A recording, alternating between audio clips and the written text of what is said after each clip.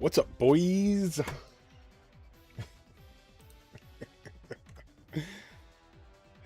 I'm hip. I'm cool. I'm down with it.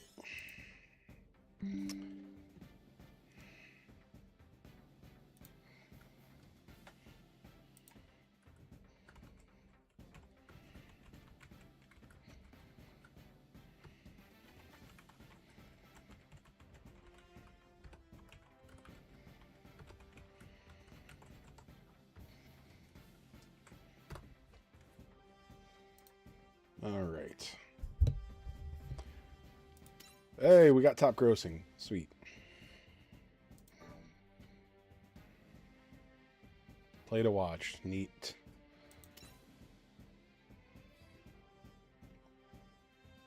All right. So extra upgrade stages.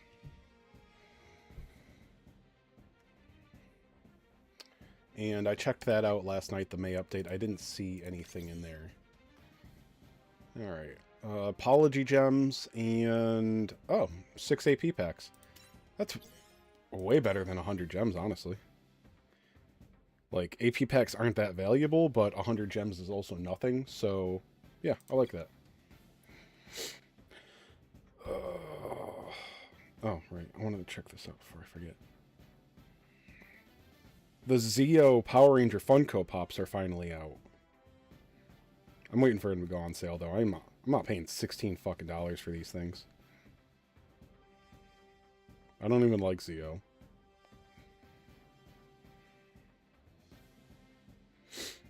Did I not get the Black Ranger movie pop?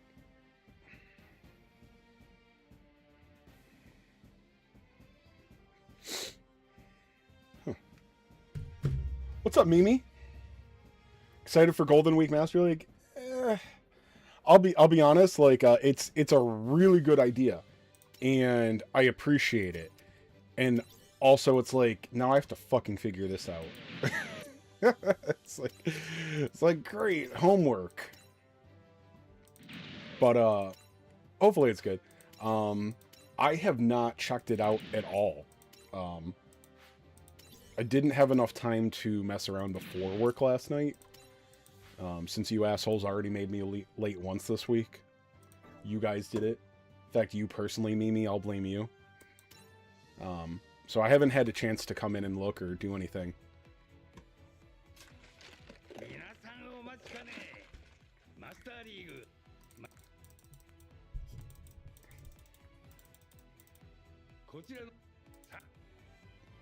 So whatever team has the most ultimate units on it, right?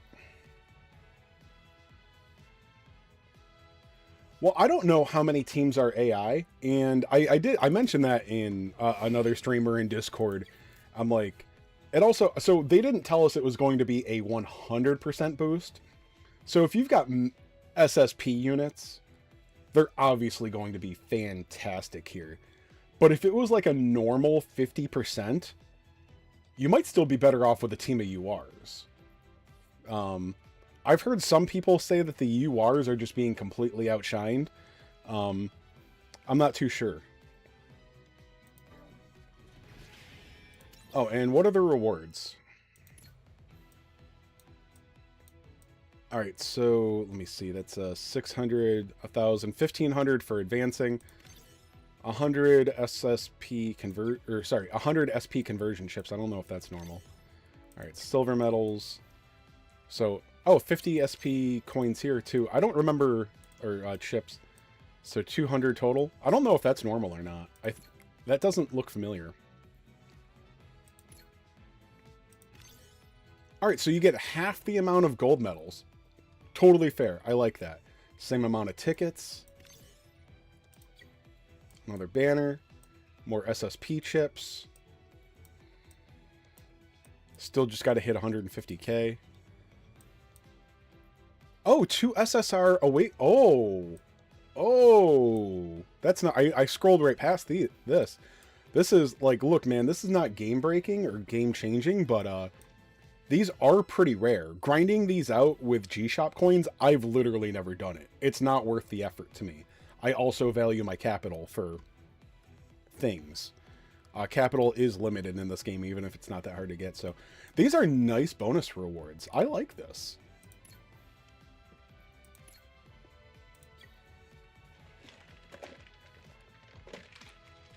What's up, Xavier? I've seen comments from you here and there, yeah. But yeah, the 2 SSR gold upgrades are pretty nice. Well,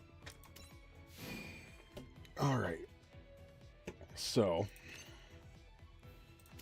still have to go through. I was wondering if it would still have all, what, 5 leagues or whatever. What does autoform do here? Okay, so it's just going to give me a generic strong team.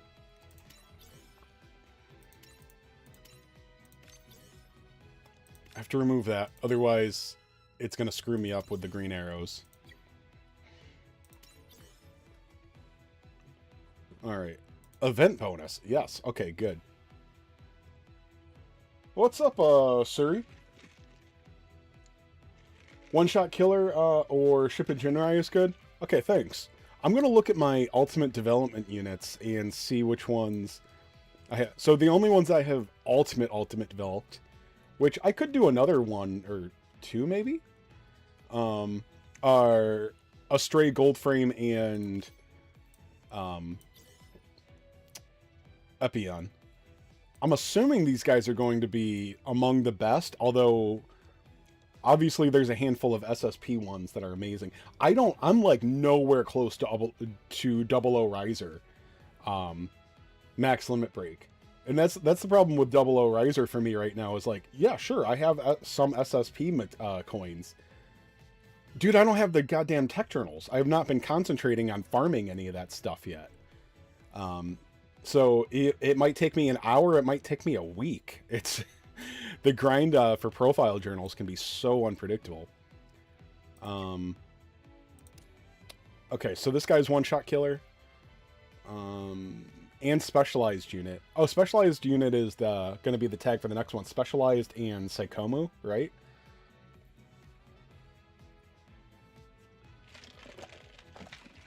It was, okay, that was you, Xavier. Yes, exactly. Sorry, I couldn't remember who it was. And it was, yeah, you were the one comment where I'm like, okay, I'm not going to argue with him because I don't know for sure, but like, why does this idiot think they wouldn't put an attack after it? Like, because, you know, in video games, getting an extra move, like, often applies, like, a whole extra set of actions. And like I said, like, I think I maybe went overboard on initial... Okay, I'm embarrassed to admit this. I'm pretty sure when I saw his damage going through the story, he didn't have a leader skill set. And I was comparing him to Max Limit Break, Strike Freedom under a 40% leader skill. I fucked up there. But I did test his number against other general pool attacker units. His damage is, at best, mid. He is bad. Mid means bad. Mid is always bad in the gacha. I'm sorry. Fight me, but mid is bad. But even if he had the unit skill working properly, he would still be bad. So I don't know what the fuck their problem is. That's crazy. Oh, also rival tag. Let me see. So what's the Astray? I don't even know. I haven't really thought about the strength of ultimate development units compared to SSP targets. The SSPs are, you know, there's so many. Obviously, there's so many candidates for SSP that with that large of a pool, you're probably going to get a better team. If you could pick any SSP units you wanted for one team, probably going to be better than what you could get together with 2, 3 plus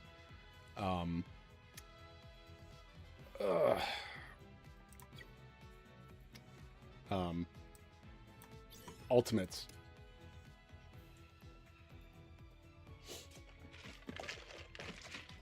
Yeah, like I said, it would still be mid as fuck if the unit skill worked, you know, properly. So by the way, I'll admit, I went a little overboard on how bad his damage is, but it is not good. And I'm sorry, I'm seeing people talking about how he can be useful is straight cope. It's straight cope. Obviously, there is a potential. But also people are imagining like his ability to like escape content or combat. And yeah, I'm going to keep doing air quotes. His ability to escape combat. First of all, it's not like guaranteed, because if you hit them from range 5 and then move 5 back, they could just chase you if they also have a range 5 skill. That's assuming they don't have a range 6 skill. The other thing is it also assumes that is your unit and one enemy on the battlefield. No allies. Like, the scenario involves none of your allies also hitting that enemy. So it's not, even in these scenarios, the scenarios are more far-fetched than people are trying to portray, because the value in a unit escaping enemy range generally implies that your allies aren't taking the hit instead. Your allies are just going to take the hit instead. Oh, well, then one of my tanky units can hit it. Can take the hit. Good. Well, he would do that anyway. So this unit ability is not half as useful as people are trying to sell as even a fucking potential.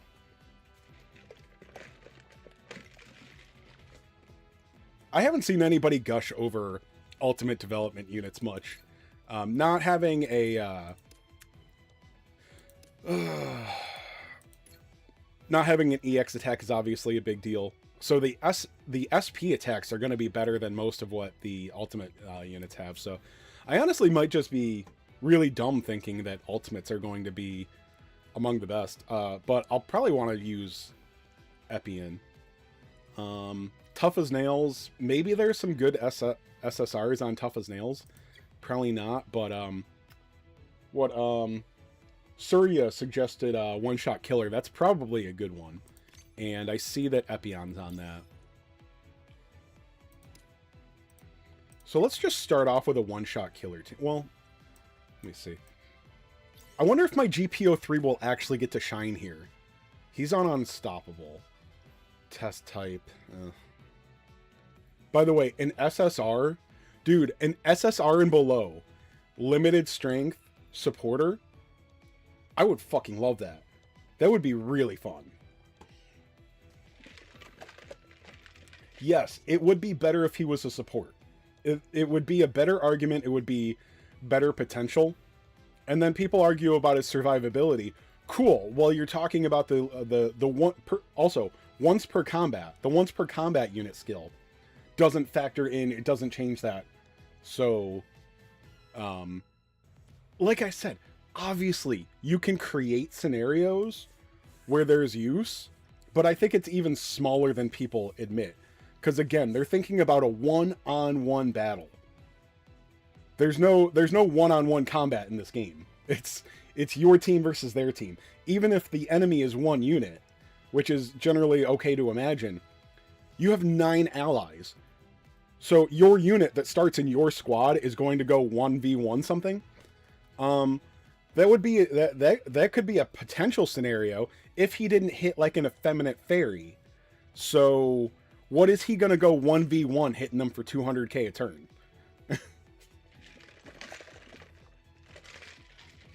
A tank that could have the unit skill to go up and hit, and then go move without attacking after. A tank is the only unit that I want that on. That's the only one that I want that on.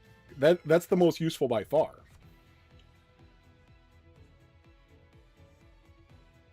You're building Unstoppable team with Riser? If Riser's on Unstoppable, that's pretty tempting. Because I've got my GPO3. He might suck anyway. What's Big Ring on? Lightning Fast and Shipping Jinrai. I did get Shipping Jinrai. Large Machine. He's on Large Machine, right? Do I just do large? Oh my god, dude. Boys. Oh, he's not on Large Machine? What the fuck? No, he's Mobile Armor. Fuck me. What about you, G Falcon?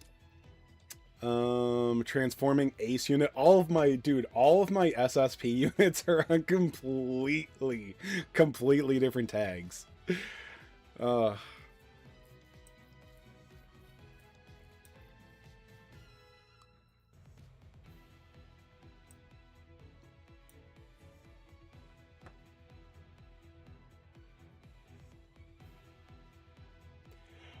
do I have Turbulent Eins with maxed out ult?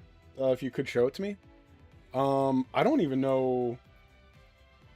Eins. Is that the new one? I don't even know what that is. I'd have to leave the screen to search. Oh, Zeku Eins? Or is Turbulent Eins the name of the unit?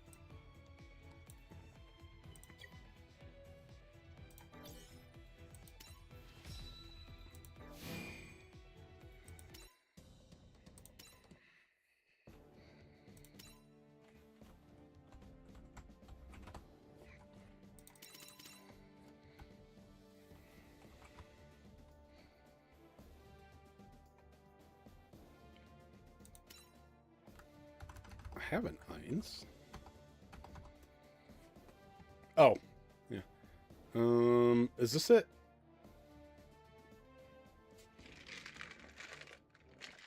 Oh, it's development? No, dude, I haven't, well.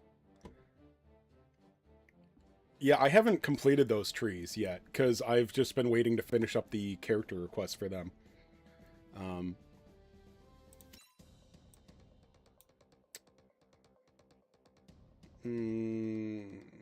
Double O. Here we are.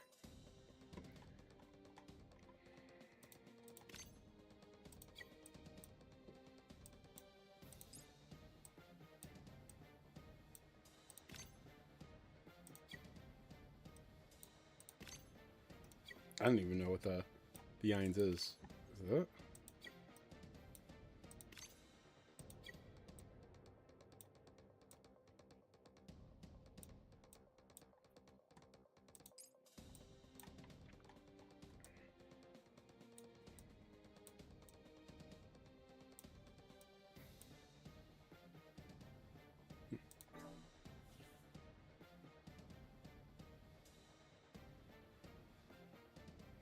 Well, if they buff, dude, they're not gonna say like, dude, they play tested him.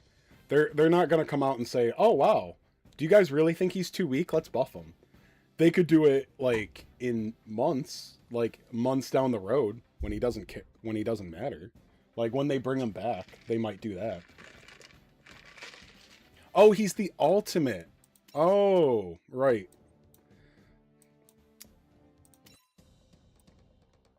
Oh, well, I'm very unlikely to do that.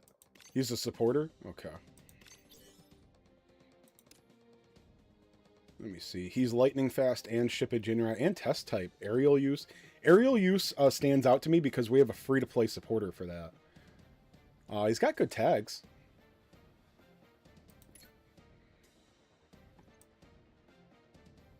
Let me see. Ooh, that's a nice map attack. So that's, what? One, two, range 3 to 4. I like it when it's range 3 to 4. Like, it's so much better than just range 4. It's so much better. You can actually adjust it. And then that's a big area. And then it's going to drop defense down 35%. And it's got ammo, too. That is nice. Alright, Turbulence. Okay. I do like this. I like this guy.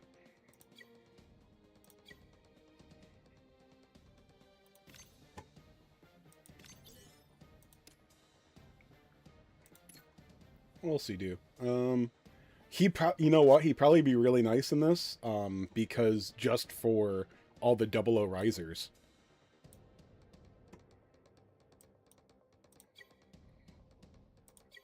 Because y'all know there's going to be a fuck ton of 00 risers in this Master League. I didn't even finish Age.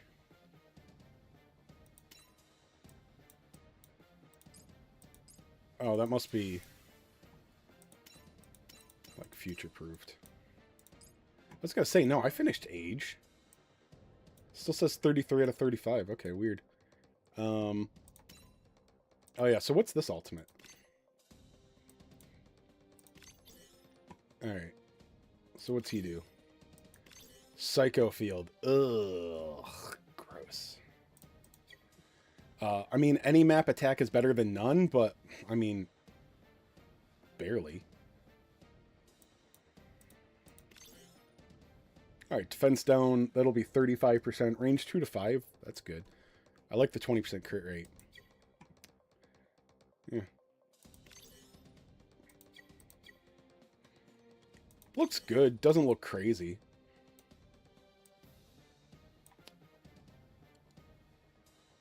Oh, no. NTD level 2 is pretty good, actually. I like him, too.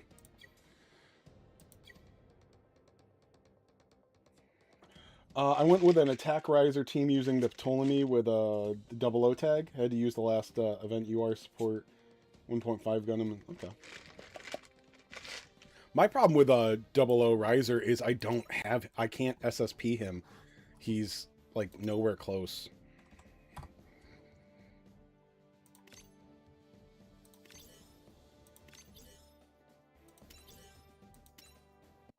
Did I get a few more, maybe? Yeah, I need 5 more profile journals. That might actually take a week. And I'm not just talking about skips. I'm going to have to, like, grind this for hours. Hours. Alright. Which, this is a good time to do it. But, okay.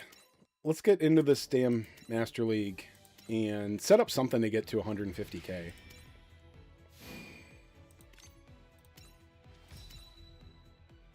You know, let's just see how my URs do. Yeah, I looked at those at the beginning. The promotion reward, did you look at them, Xavier? Because they are good. They're throwing 150 or 250 SP chips at us, or SP coins, whatever. The basic ones, the unit SP chips, which is nice. And, what's the other thing? Oh, 2 of the gold SSR upgrades, the unit SSR upgrades, they're throwing 2 of those at us for promotion rewards. It's really nice. I think we're still getting full diamonds and then just half the amount of gold medals. Yes, yeah, the SSR limit break tokens. Those are, like, not crazy valuable, but they're a very nice pickup. I was very happy to see those.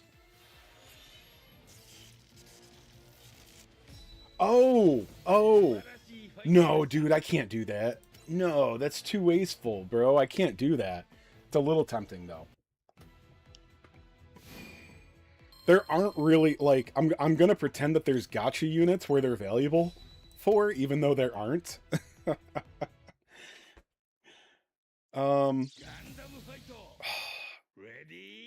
Like, I'll tell you, if I get the limit break 2, I might go ahead.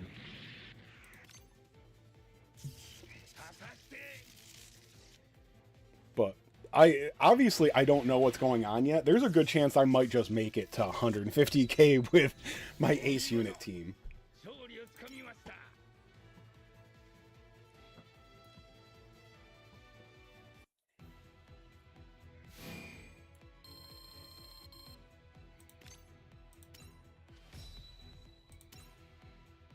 But let's have some fun, though. I keep hitting the wrong damn button. Alright, so what do I want to bring?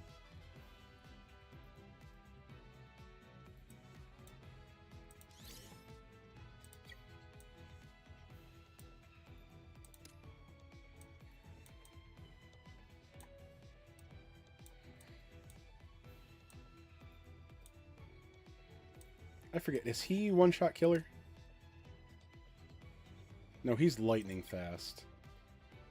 Let's try lightning fast, because I got a couple of those, I think.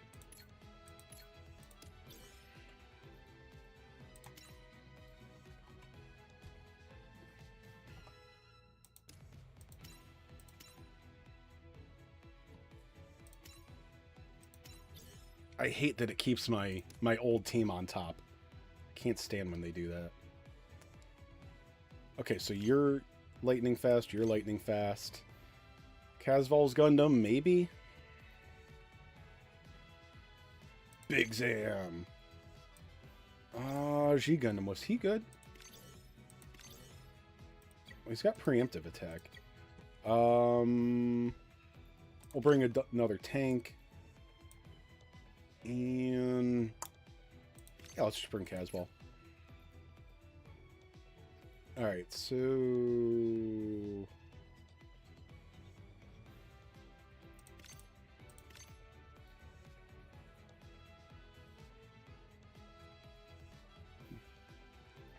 what's up, Omar? Ultimate took SSR 3-star down.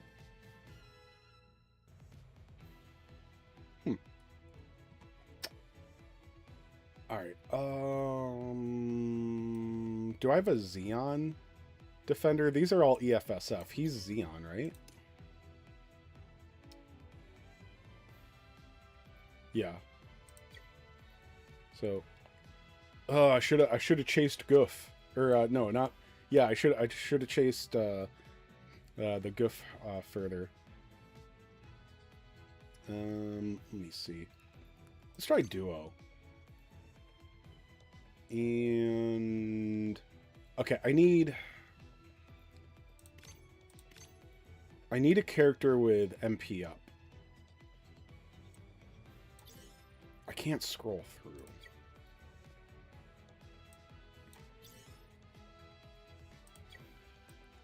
He goes by he uses ranged, right? Yeah. Does Gato? No.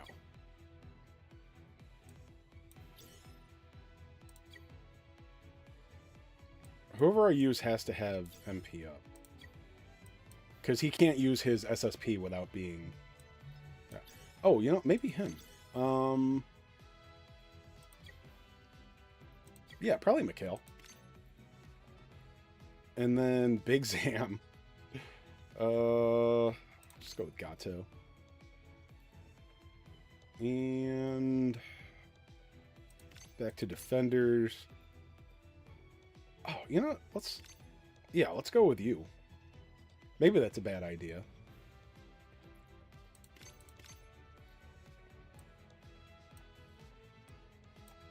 And then what do you even attack with? You're just ranged? Okay.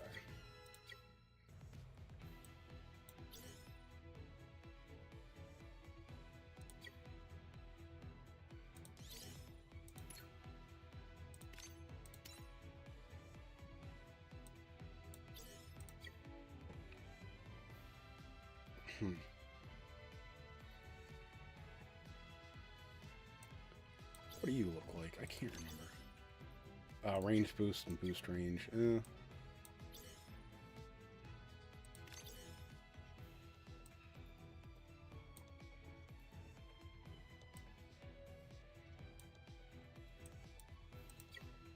Maybe I just bring, maybe I just put Hero on him?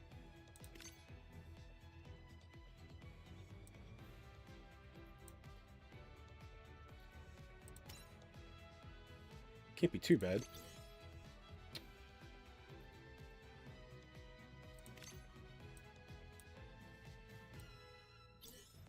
Okay. Let's see how these guys work out. What's up, Grang?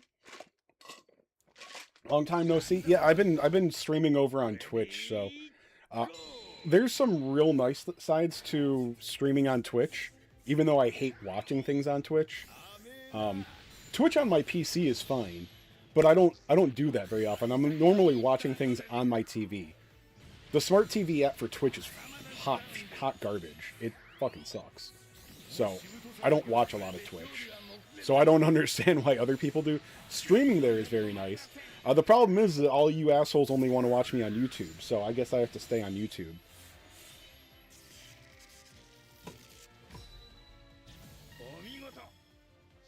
Elysis, you got Phoenix. Is it Phoenix or Phoenix? I'm going to go with Phoenix. So you got him with 3,000 gems? That's good. You know, I've mentioned this a couple of times. I ranted about this yesterday. Like, getting Phoenix is good. If you were going to summon anyway, it's good to pick them up. It's good to have them in your box. The problem is, we're talking about a situation where resources are limited. And in a scenario where you have to pick between Phoenix and basically any other limited you are in the game, why would you want Phoenix compared to almost any other limited unit in this entire game?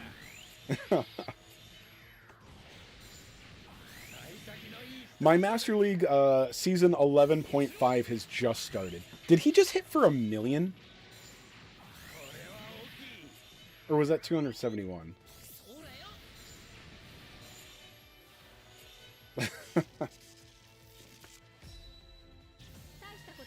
And here's the thing, I love Banshee.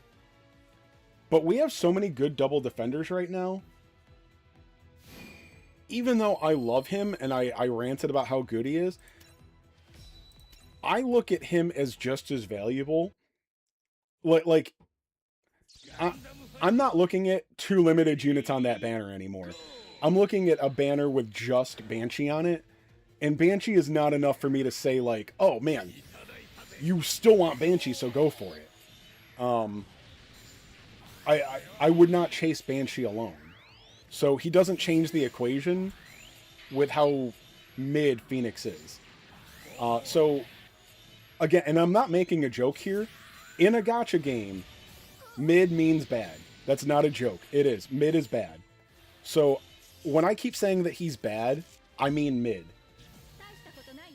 Don't tell people to aim for mid units. That's stupid. So anybody, like, when people keep defending him, I'm like, I understand there's a use.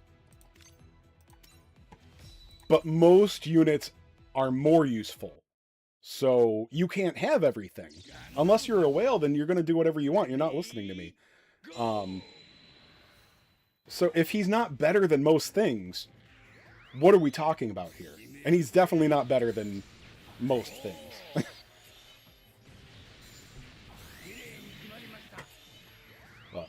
Well, I spent $200 fucking on him, so... Ugh. My gacha addiction is bad.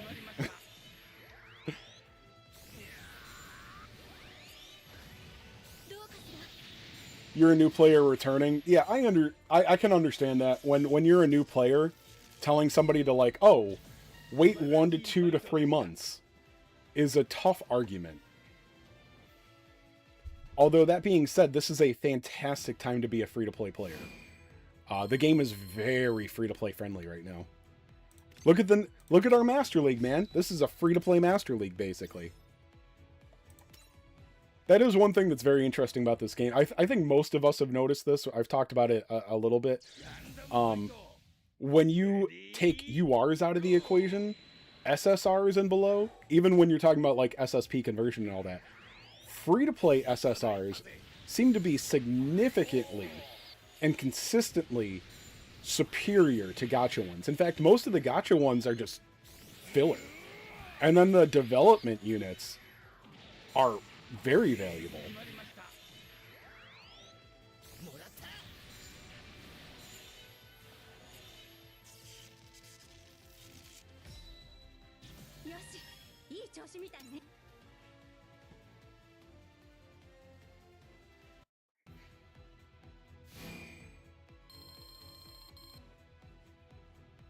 I just without EX attacks, Sly and Evasion are going to be very good in this.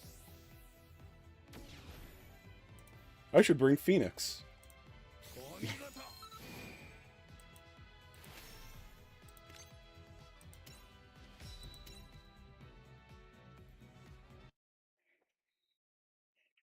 Gundam fight! Ready, go!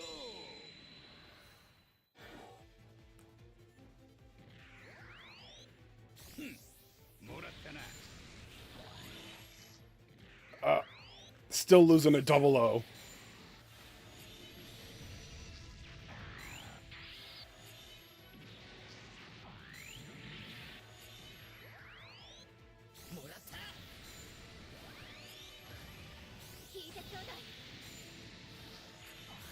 ずダウンです。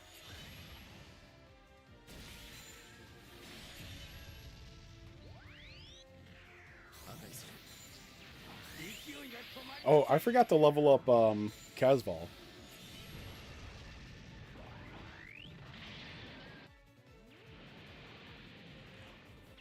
This Master League's much more interesting. I agree. I'm happy to see it. Like I said, there's one part of me that's a little bit like, I'm a little bit just, I'm playing another, like, I've been sucked into Bravely Default a little bit, still lingering on my addiction to Slay the Spire, although they patched it like a week or two ago. They like updated it. I cannot get a win to save my fucking life. And it's the same thing that I complain about here. Is like, I'll, you know, when you go through something and you're playing it for like a half hour, an hour, 2 hours. Some of these runs are like an hour and a half. And then you just get, I don't know if any of you have played Slay the Spire or see me. All it takes is just one fucking turn. One turn. One fucking turn where you don't get block cards in your hand. You just happen to get your 5, like, you could have 5 cards in your entire deck that aren't block. But you can get those 5 cards at once. You know, you could have 40 fucking cards in your deck. You can get all 5 cards that aren't block at the same time on a turn where they're hitting you for like 60 damage. And then your run's over. And I just keep getting shit like that over and over. Just like no luck. So I love playing Slay the Spire, but also I am so fucking tired of RNG losses. It is driving me fucking nuts. And you guys know how, you know, you guys know how patient and tolerant I am. So it's just crazy.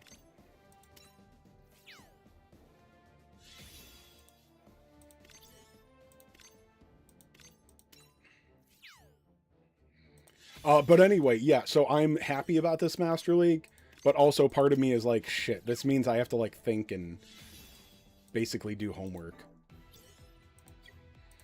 But I'm not, you know, the other thing though is I'm not looking to go to like 250,000 points. Let's just hit 150 and see where it goes.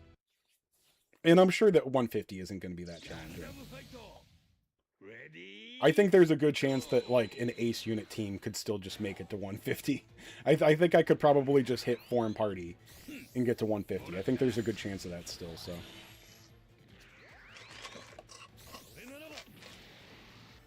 You're enjoying this? You wish it was permanent? I'm sure that they'll repeat things like this. I would imagine the engagement's going to be pretty good. You know, the thing, this is a decent content patch.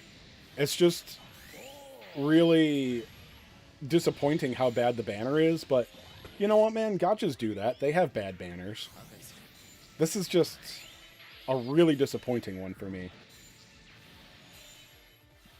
But I'll tell you, you know, the one positive spin to this, and it's been true the whole time, this game is not suffering from power creep. Other than free-to-play. Free-to-play stuff seems to be getting much better. I don't know if you guys agree with me on that. I think the free-to-play options are getting much, much better. SSP 00 Riser is crazy strong. But the gacha units... Bro, like, take the 6-month units. I would say they were not dwarfed by the 1-year anniversary. If you want to argue which ones are better, I don't really care, but, like,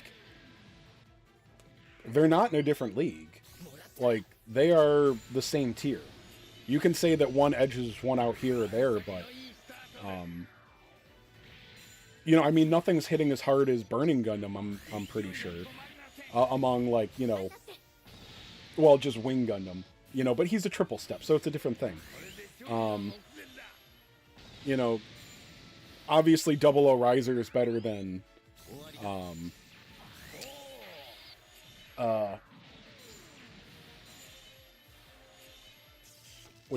yeah, I mean, 00 Riser is really good, but it's hard to compare him to anything.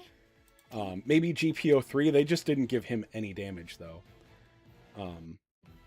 But I wouldn't say that anything from the 6-month is like a tier below what we just got with the 1 year. There is very little to no power creep. But it's a double-edged sword, too, because it's a fucking gacha game. So when new units are just as strong as the old ones, I mean, hey, yeah, chase your favorite units. Awesome. But, like, at a certain point, you're going to get your favorite units, and then a new banner is going to come out, and you're like, all right, that's neat, I guess, but, like, I don't need it. It's not going to be better than what I have. I mean, and it will disappoint you.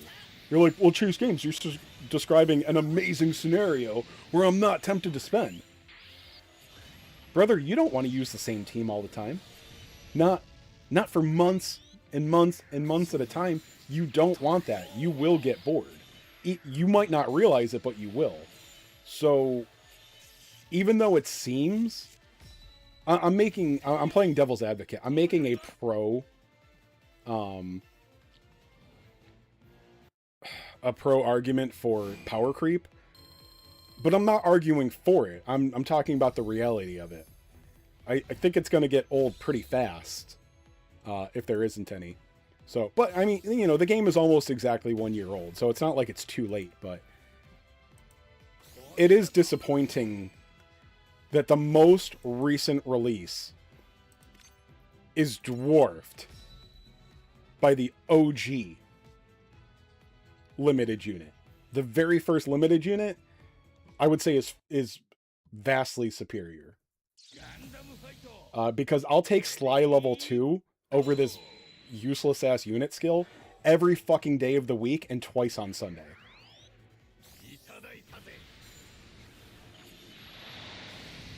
Oh, and triple step.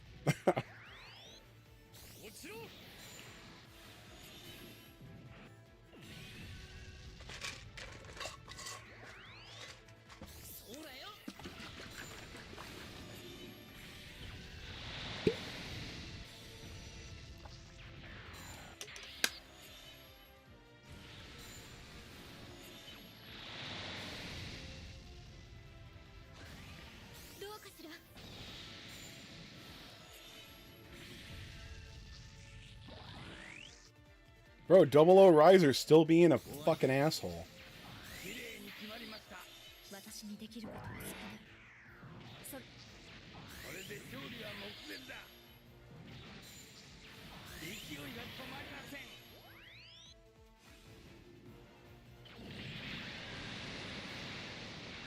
And sorry, Garang, you asked what Master League team I'm using. Lightning Fast? Yeah, I'm just running Lightning Fast. And, alright, so my SSP units are Big Rang. I think this is the... Yeah, that's the Gacha one, I think. The Gacha Big Rang, because he's got, like, a range 2 to 4, I think. Preemptive Strike. And then the G Falcon DX, he hits pretty hard. Although his SSP attack does need him to be at, like, 10 or higher attention.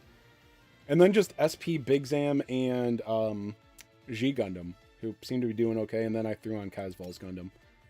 Seems to be doing alright. This is, I would not tell you, I'm not telling anybody, like, no, this is a brilliant team, chase this one. I'm just saying, like, that's what I'm rocking. I just threw it together. Really hate Double O Riser in PvP. Yeah, he's pretty annoying. The only good thing is, like, well, we've got him too, so that's just... at least the PvP in this game is low stakes. I play Dragon Quest Tact. I played Dragon Quest Tact. The PvP in that was a bit different. And they added a PvP mode in the future, but yeah, it had the same thing where it started off very simple, and then new units would be like, they would just change the equation. And then a month or so, or sometimes even the very next unit, that's what happened here. The prioritize, the EXS is meant to be like a direct counter to the Riser, basically. maybe not a direct counter, but he's one of the units that's better against him. But don't ever underestimate these gacha games to make like a wall of a unit, and then the next unit they put out basically has a passive that says counters last OP unit. I don't know if you guys are familiar with stuff like that, but they will do that, and they'll be, you know, pretty indiscriminate about it. Like anybody that can read between the lines will just see the passive and go, defeat last unit.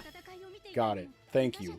You're last week you sold me the poison, this week you're selling me the cure.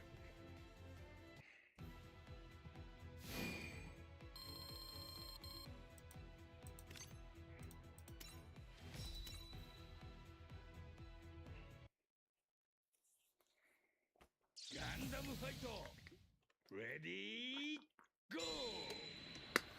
I see a lot use EXS to counter. Yeah, I was seeing that too. Like I said, my EXS, I did chase him because I have no willpower. Mine's only limit break 1. And most people got a lot of limit breaks on their 00. Mine's just limit break 1. So, like, a limit break 1 EXS is not enough to go take out a 00 riser. I don't know, maybe another 1 limit break 1. But mine was not strong enough. Mine wasn't being impressive. It also seems to have the Destiny problem, where the AI is just fucking retarded again, where it'll just go up and slap them with a, you know, one of their non-EX attacks. Which I thought they fixed, like, there was a problem early on in Master League, and they said they fixed it, so I don't know why certain units are still completely useless, you know, like Destiny. Because sometimes Destiny will go up and slap with his EX attack. But most of the time he's just going up and hitting for 60k and then getting bitch slapped. So, I don't know what's going on. But yeah, I was seeing the same thing with EXS, I'm pretty sure.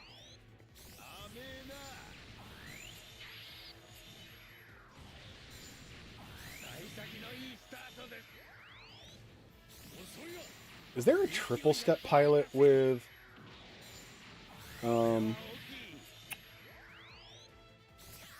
MP up? There are, aren't there? This game is, it still has good side. One of my huge problems, and I realize this, I focus on the negatives. I focus on the negatives, and I cannot help myself. Honestly, I think most of the stuff that we just got, I mean, we just got another main story. It wasn't torture to get through the whole thing. I really loved it being 6 chapters or 6 stages. That's me being a little bit negative, maybe. I love that it was only 6 stages. It looks like we got some good free-to-play units. The panel stuff is good. It's a good update. And all I can think about is fuck Bandai for giving us a limited unit this fucking terrible. That is a fault of mine, I admit it.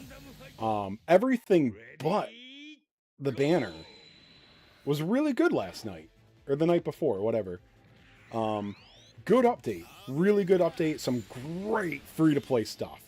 The free-to-play stuff is really good lately. Really good. I just don't know what the fuck they're thinking with the gacha. The gacha part of this game is fucked. But I'll tell you this, if any of you guys remember, like 2 months ago I was playing a free-to-play account to get ready, just to make like new player guides and still having... I wanted to update my experience, update my new player experience to make guides and give advice to new players. Playing this game free-to-play, as in like with free-to-play units, makes it a lot more interesting. Dude, I'll tell you, like, I would have killed for some SSR gacha pilots. Because there's a lot more, like, triple step and double defend and double support SSR pilots. When you're going from, like, series to series and stuff like that, it's like, dude, can I just get any piece of shit pilot that has double support? You know, it's tough, so... you know, the I didn't think anything of the free-to-play Hathaway pilot when he came out. And then when I played him on my free-to-play account, Elysius and the Hathaway SSR pilot were gods to me. Oh my god, dude, that was my, like, that support. And by the way, he's a support, not even an attacker. He was the best unit on my team by like a mile. Amazing. So, like, the free-to-play situation in this game is actually really good. But I don't know what the fuck Bandai is smoking when they put out these gacha units lately.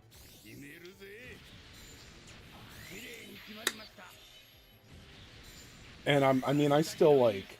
What's up, Neos?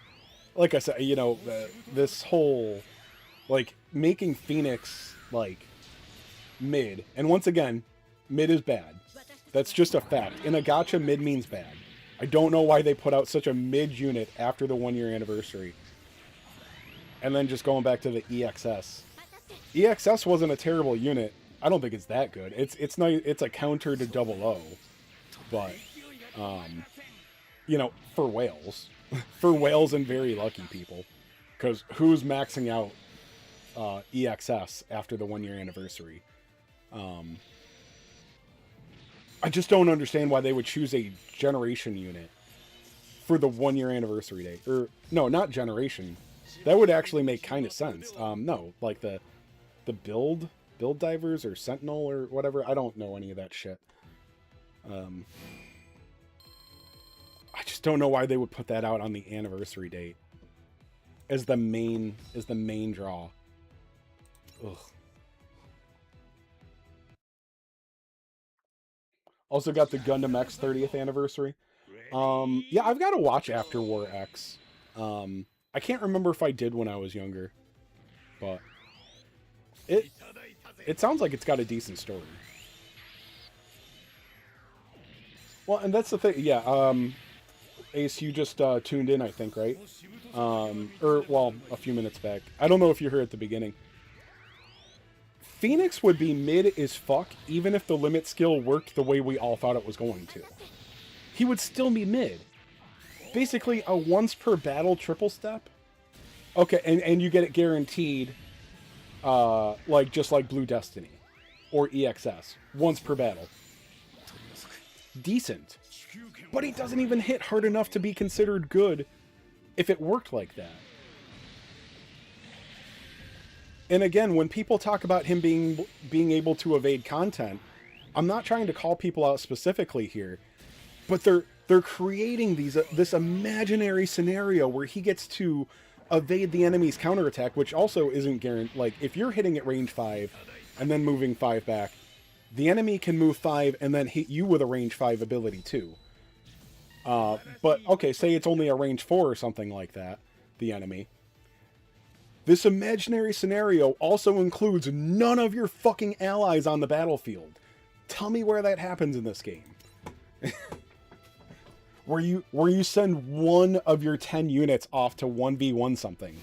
Because I'll tell you, the Phoenix isn't doing much 1v1. You know, maybe like... This is the Phoenix in one-on-one combat. Take this. If any of you fucking assholes clip that, I'm gonna... Actually, it'd be hilarious.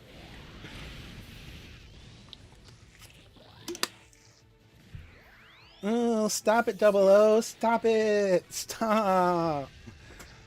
That's Phoenix in a one-on-one.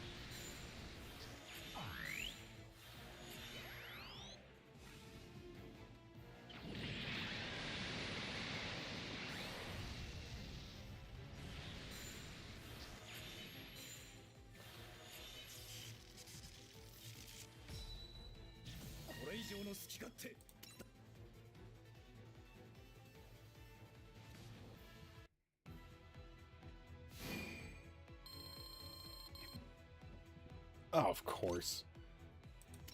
900 points shy. Gundam fight. Ready, go.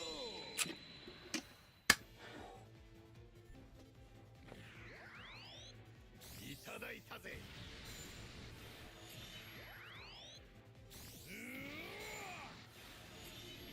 That's the worst, is when Double O survives with that sliver.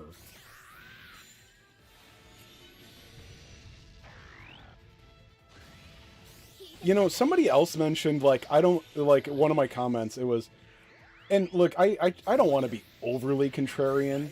Again, I'm always the glass half empty guy. And I do feel myself being the actually all the time. So anyway, in response to your statement, actually, the animations totally legit.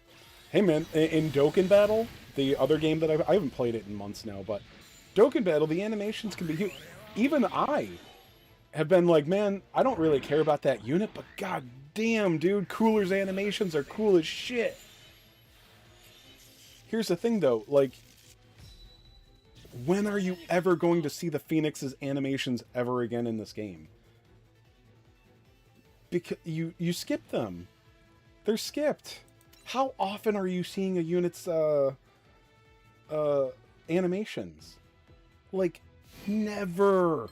You're never going to see them ever again. And then the on-screen ones are lame as fuck. I can't stand watching the animations on, like, the in-battle map one with the little pixel art characters or whatever. They're just a time waster. I can't stand those, honestly. Wow, still a team of URs. I don't know if this is, like, just people doing what I said, like, man, I'm not building a new team, let's just take Ace Unit in. Or if this is AI, or they're like computer teams, or what. Team score at Max League is starting out below 200k. 185 average against you? Okay. Yeah, I didn't even pay attention to that. I thought you were talking about, like, the score. I was like, I haven't gotten there yet.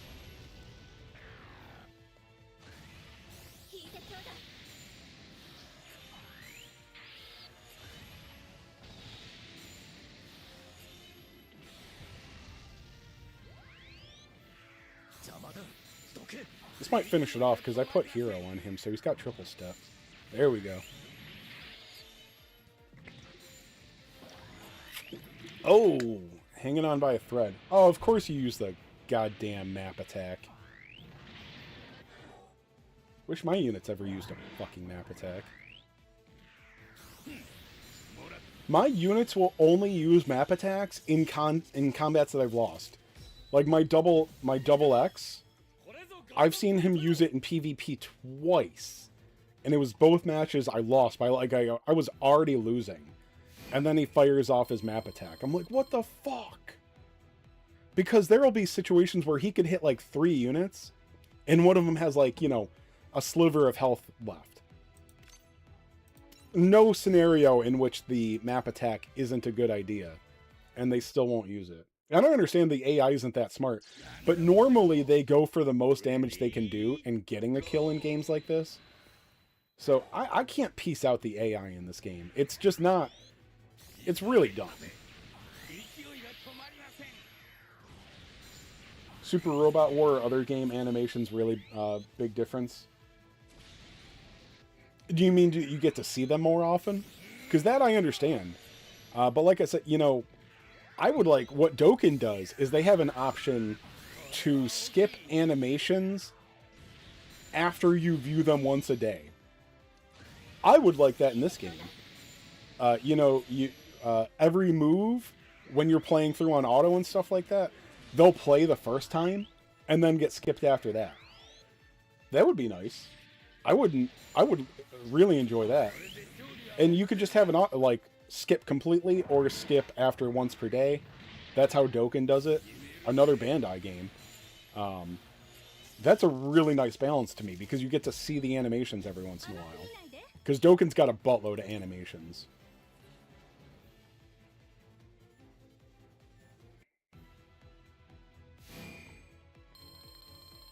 Oh, so you were talking about scores. Yeah, I've got, mine are all, 185 to 200. The big guy's 220. So, yeah, 2 matches in, I'm already at 70. So, yeah, like, if I was really insistent on bringing only URs, it looks like I could still make it. I'm seeing some SSP units now. But I think these are just teams from last Master League. Ready, go! You agree? Awesome.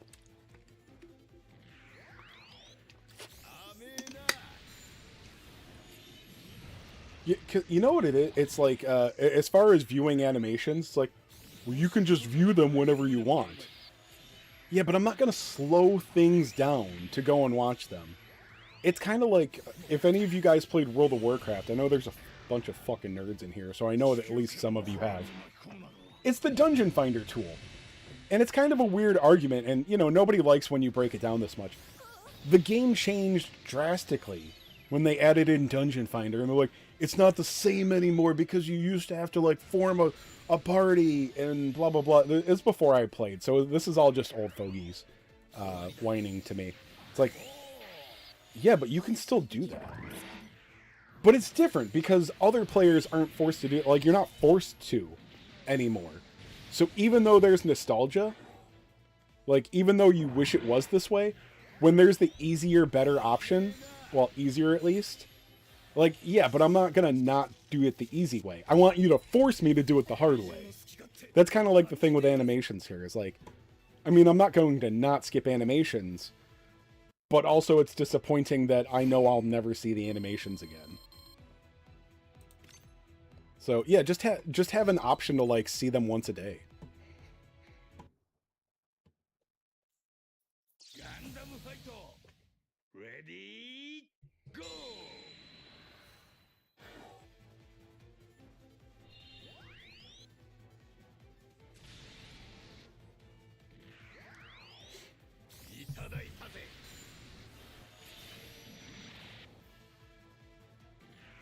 I gotta test out the what's his name? The Dynami? No, it's not. I don't remember, like, any of the suit names from 00. Fuck, it's like on the tip of my tongue because we were all just using them. But green dude here, it looks like he hits pretty well for a supporter. But also now I'm being confused because it's Master League, and then the numbers he was putting out in the map event, he was boosted there as well.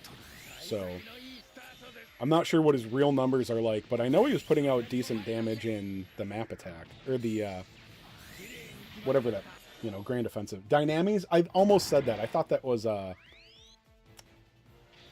Cerevi? I thought Cerevi was the... Yeah. And then, I forget, Cerevi... Then there's another name for the Cerevi when he goes into skinny mode, right? I can't remember. I think I watched 00 twice. But even the second time was still years ago, so I don't remember a damn thing. I barely remember anything about it. And it's funny, when people talk about different forms in this game, they're like, oh, it's 00 Riser, and I'm like, I don't even remember what that is. Like, everything that Setsuna pilots is just Exia to me. Everything is just Exia. If it has a sword and Setsuna piloted it, it's just Exia. I'm really not exaggerating. I just remember the one fucking suit. Like, oh, this is 00 Riser Final Battle type. I'm like, you mean Exia? I don't know, dude. They're all the same to me. I don't remember anything about these suits. I don't remember a damn thing. Merla, hi, I'm new to this game. Do you recommend to save polls and go all in on good banners only, or try to get as many limited Gundams and pilots to fill out my roster? Okay. It's a tough time right now, because there is some value in the banner, but I also really hate Phoenix. I'm not talking about taste-wise. in the pool of limited units, he is close to the bottom, in my opinion. At best, he's in the middle, but I think people are really stretching with that claim. He is a bad limited unit. For a brand new player, is he going to be good and useful? Hell yeah. Hell yeah. Every UR unit that you get right now is going to be good. If you are an experienced gacha player and you have discipline, you're probably going to want to save your diamonds for a month or two. This is a game with limited resources, obviously. It sounds like you're used to gacha. Diamonds are limited. You only get so many. And this isn't a game where you're going to get millions of diamonds through story and content for months and months to come. The initial story mode, like the diamonds you get from grinding stages are paltry at best. The stage diamond rewards in this game are a fucking joke. Basically with very, very, very little exception, every stage gives you 50 diamonds. That's it. And there's not that many of them. It will take you weeks to grind them all out because they're so fucking slow to go through. But you're not going to go and get like 500,000 diamonds by clearing all the story from the entire year of content. You're going to get maybe 100,000, which is enough for like 2 banners, really, to go all in on. So I do definitely suggest being smart with your diamonds. The best thing... Oh, Nodley. Yeah, so Cerevi turns into Nodley. Thank you, Mark. Yeah, so the rates in this are... Look, I will say this. I play devil's advocate from the like gacha side of things. The UR rates are average to low in this game, but also the game's only a year old. Like, I played Dokkan Battle. That's what I'm used to. The rates in that doubled after the game was a few years old. There's only so many URs in the game right now. So I'm a guy that spends a couple $100 a month. I mean, I don't spend over 1,000, but it's more than $200 a month usually. Fuck, that's pathetic. But I spend a few hundred a month, and I don't like. I'm not close to having everything maxed, but there's only a handful of general pool units that I'm missing, and I have limit breaks on most of them. I have a fair amount of fully limit broken units, a handful. So you don't want the rates to be too high in a brand new gacha. So I understand that the rates aren't awful. The pity is a little bit high, but I'm also used to games that don't have pity anyway, so you know, it's all right. But anyway, yeah, the amount of diamonds they give a month is not that great. So based on the first year of content in this game, about every 3 months we get a banner that is above par in value. A very valuable banner that will have like multiple limited units, a very good supporter. You know, supporters are the leader skills. And you know, like a good off banner unit too, like a good general pool unit being added. We get a banner like that every 3 months so far. And also you want to have about 60 to 90,000 diamonds to go in on a banner. And it takes about 3 months to save that many diamonds. So it really adds up pretty well. But as a brand new player, I also understand that you want some shit to actually play with. So you could challenge yourself by just staying free to play, you know, using the tickets that you get. I mean, dude, you're still going to get URs and UR pilots. UR pilots are very helpful to put on other units too. You're still going to get all the tickets from story mode, from events that we've got. You should still have... shit, if you just started, you missed this. The retry banner. But yeah, you get the one from the retry banner. You get a UR guaranteed ticket from the panel missions. It'll take you a couple weeks to go there. You can have some URs to help you get through things. You can get through all the content in this game free to play pretty easily. And then Eternal Road stuff, there's no... Eternal Road stuff is really hard free to play. It's also just permanent content. So if it takes you a few months to get there, who cares? Brother, I'm basically a fucking whale. I'm like a small whale in this game, okay? I definitely have the box to do all of these Eternal Roads. I don't fucking feel like it. Like, they're a pain in the ass. So you don't need to do these Eternal Roads. You know, like, each one gives you 500 diamonds. These ultimate development materials are very rare. This is the only place to get them, for the most part. And on the other hand, ultimate development units aren't that useful. So there's some, you know, they give some equipment. Some of them give badges and coins and stuff. So they have good rewards. Probably the EX or the weapon upgrade materials are the most valuable thing. So there are worthwhile rewards here. But also, if you don't get a single fucking one, it doesn't matter. It just doesn't matter.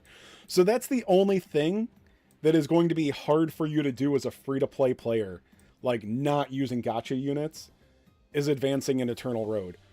But focusing on Eternal Road in your first month or two isn't even a good idea anyway, because you're going to have to use a lot of unit upgrade materials, the unit experience.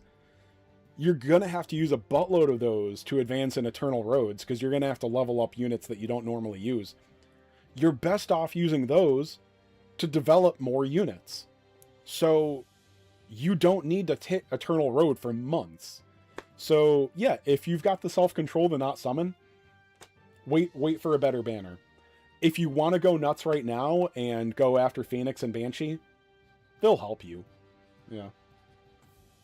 The resource scarcity is insane currently. In what way? Because look, one of the last big games I played Dragon Quest Tact. Everything was scarce. So if you're talking about just diamonds, yeah, they could be better with diamonds. Experience items, yeah, you're gonna struggle for experience for a while. But everything like capital's limited, but after a while it stops being oppressive. AP, stamina, you know, stamina is AP. I've never felt limited on that, ever. Like I said, Dragon Quest Tact was toxic as fuck. Literally every fucking resource in the entire game was scarce, and you needed everything. So instead of capital, it was gold in that game. Gold, stamina, farming free-to-play units, weapon materials, one or two other things. Everything was scarce, and you farmed them all separately. Everything was farmed separately. The drop rates on everything were low, and your stamina was extremely limited. There was never enough stamina. So I think the resource scarcity in this game is awesome. Like, I think it's very low. I don't feel like I'm constantly like, holy shit, I can't do anything that I want to do. Other than diamonds. They don't give us enough diamonds, but that's just, yeah. Don't worry. Okay, there's another thing. The supporters, their level doesn't matter. And I think, dude, I don't blame you at all being a new player. That might sound stupid, like, of course it, like, you, in your head, you're like, it has to matter, right? It has to matter. No, dude, the only thing that changes when you level up a supporter, so the leader skill part, the 25%, that stays the same. That's static. They level 100, they still do this. The only thing that changes is the HP support and the attack support. But those numbers aren't multiplied by anything. So when I level her up, her attack support goes from 40 to 200. That's nothing. That's nothing. And I tested it out. I made a video about it. Does supporter level matter? It's a 1.5 to 2.5% difference depending on the unit. So, nothing. Nothing. just say a 2% increase from level 1 all the way to 100 was a 2% damage output difference. So, this is basically just a collector only, like, completionist thing. Which, trust me, I'm right there. I try not to waste my supporter data, but it doesn't matter.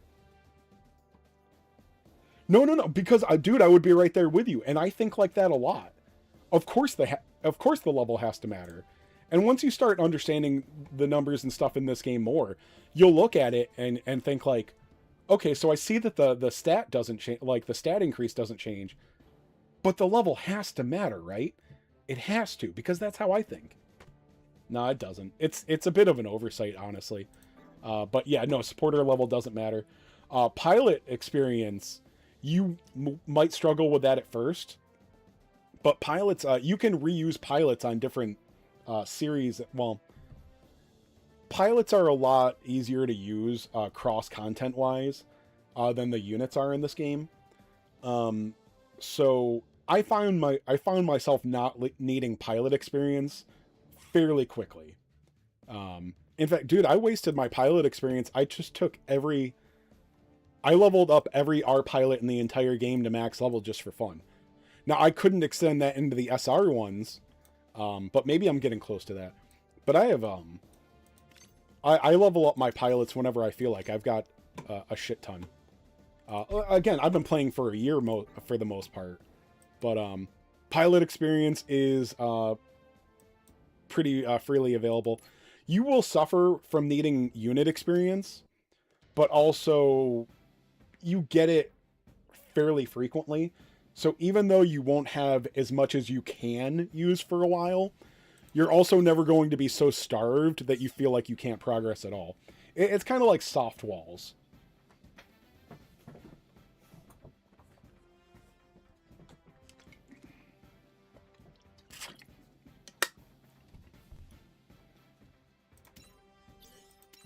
I still have character requests. Okay.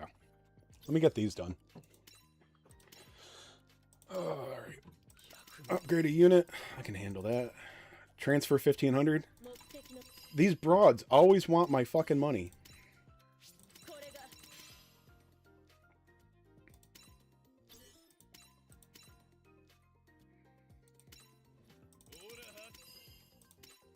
Oh, and Merlot, one thing that is important in this game, if you do decide to summon now or on the next banner or anything like that, there's one thing that might not be... Where's Jonah's feet?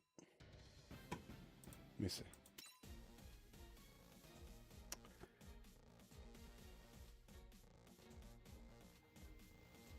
Is that in the unit animation or something? So I feel like I heard another joke about Phoenix feet. But anyway, back to business. Serious business here, Merlot. Oh, Sherrod, that was you. I don't know anything about his feet. So something that's really important here to know, and again, you're used to gacha, so you might figure this out on your own, but when you go into a banner, realize that you've got a 3% pull rate on UR units, and the featured unit will have every banner, the featured unit is 0.75, and usually so you'll have a limited unit, and then usually like 95% of the time, well, if it's only 2 units, so far when there's 2 units, one is limited and one is a general pull unit. They'll each have a 0.75% pull rate, which means together they're 1.5 out of 3. So half of the units that you get will be those units. So if you're ever going far into a banner, like, you know, you're a brand new player, you've got 100,000 diamonds on your new account. If you throw them all into the banner that's up at the time, if you've already maxed 1 or 2 of the banner units, so say that you max, Phoenix. Well, every time you pull Phoenix after that, so 1 out of every 4 UR units you're going to pull, on average, should be Phoenix. So your pull rate isn't 3% anymore. It's 2.25. Okay. Let's say you max out Phoenix and not Unicorn, whatever the other one is, Hellfus. All right. So you max out the 2 new units. Well, now half of the URs that you pull on that banner are now maxed out. And it's very possible. I've done it myself where I'm like 18, 19 multis in a banner because it's 20 multis to go to pity. I've been like 18 multis into a banner and had all the units maxed out. Or, well, the one time I did that, I maxed it out with the pity on the 20th multi. So it took like 20 multis for me to fully do it. But then that banner would have had, so in that scenario, it was one just like this, where I maxed out the 2 new units, and then the returning unit was also, actually, I didn't max that one. No, it was a different banner. Yeah, so I maxed everything on it. The 3rd unit is at a 0.5% pull rate. So that's 2% out of the 3 units featured out of the 3%. I'm getting really tongue-tied now. Anyway, if I had maxed out every unit on this banner, 0.5, 0.75, another 0.75, that's 2 out of 3%. 2 out of every 3 units that you pull are featured. So if you've already maxed out the featured, you're only getting a 1% pull rate on URs. I think that was a really simple thing that I overworded. Sherrod, are you insane? Oh, you are insane, that's for sure.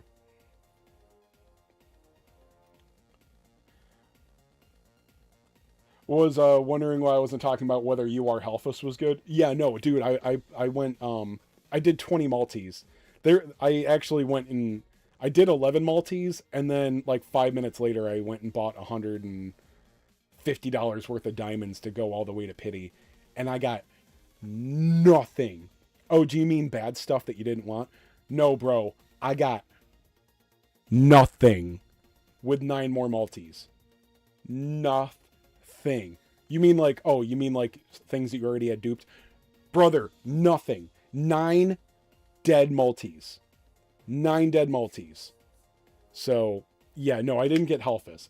I got 2 copies of Banshee in my first 11 multis, and then I pitied Phoenix. Ugh. Bro, I think I got Banshee on like the 2nd or 3rd multi. If I had just gotten a copy of Banshee and quit, I'd have been so happy.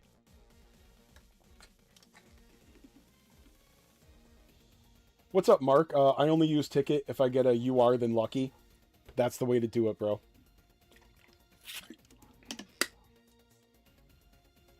And then you pull on a banner and get nothing but pity. Yeah, exactly.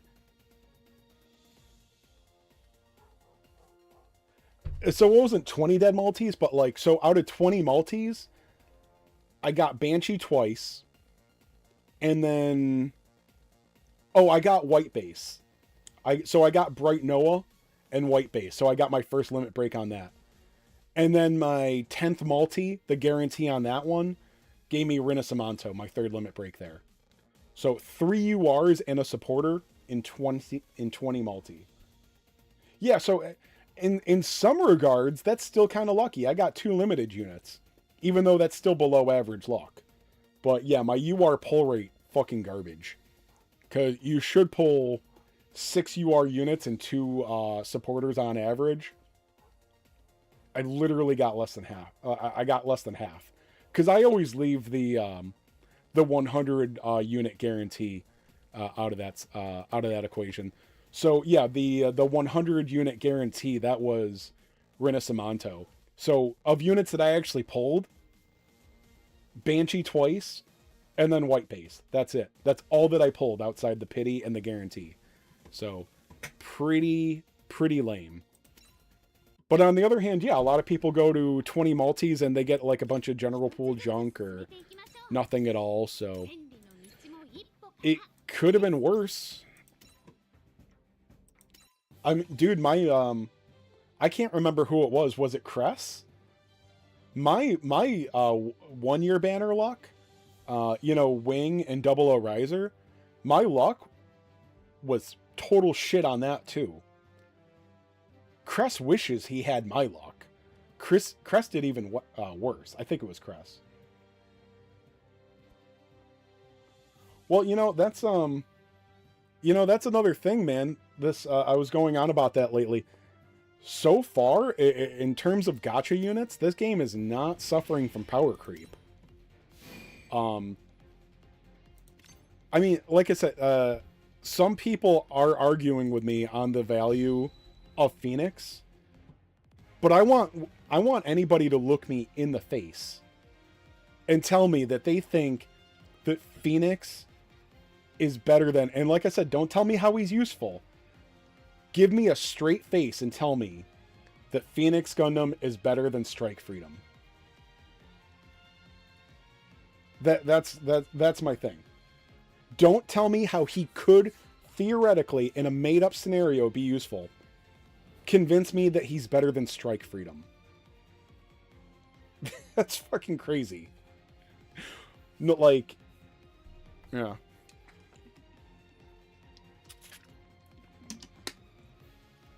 So Norn he's good, and the pilot, dude, Riddy Marcus is a pilot, fucking awesome. But here's the I liked Norn being on it. I thought Norn was adding value to an average banner, but Norn is the highlight of this banner.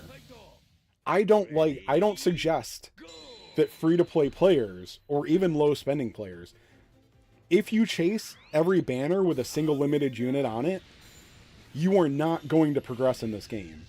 You really need to be prepared to go to the 20 unit or the 20 multi pity.